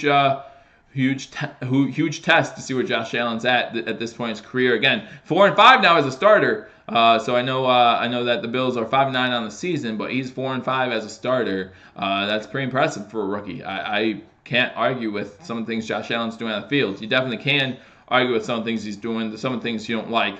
But we'll get more into that tomorrow. But the Bills win this one. Bills win this one 14-13. Missed extra point by Prater. Or no, missed extra point by the Lions. It wasn't on Prater. Prater didn't even get the kick up. Bobbled snap, bobbled hold. The holder picks it up, runs to his right, nowhere to go, throws it away. And then Prater does miss a field goal late in this one. Allen is better than Stafford. Maybe at this point in their careers, maybe. But what I would say is if Allen has a Stafford-esque career, I'm very excited about that. I think Stafford's had a great career. So yeah, I think if Allen has a Stafford career, I would love that. But if you're saying Allen's better than Stafford, I would say right now maybe, but not career-wise. I mean, career-wise, Stafford has had a good career for you guys.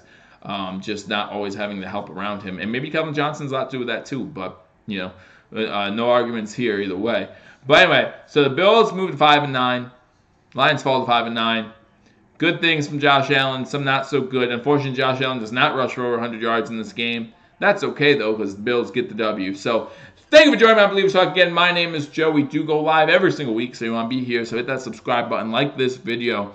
Bills win. That's always exciting. And share the videos when they get on here. I appreciate all of you guys for joining me. I will see you next week when the Buffalo Bills go to New England to upset the New England Patriots. I look forward to that. Hey, Taib, thank you for joining me. Take care, and I'm getting ready to get off of here too. So I look forward to seeing that. I look forward to seeing Buffalo go into New England and possibly pull off that upset. Maybe, just maybe, it'll mean something.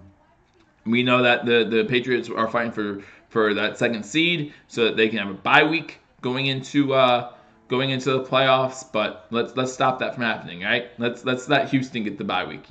Houston beat us earlier this year. Let's defeat the Patriots. So I look forward to that game. I'll see you throughout the week when I do my live post game tomorrow during halftime on Monday Night Football. I'll be doing the pregame on Thursday, whether it be live or I stream my video on Thursday. And then we will be here live again next Sunday as the Buffalo Bills take on the New England Patriots. I look forward to it all. I hope you look forward to it too. I thank you all for joining me on this channel. I'll see you soon. But till then, go Bills.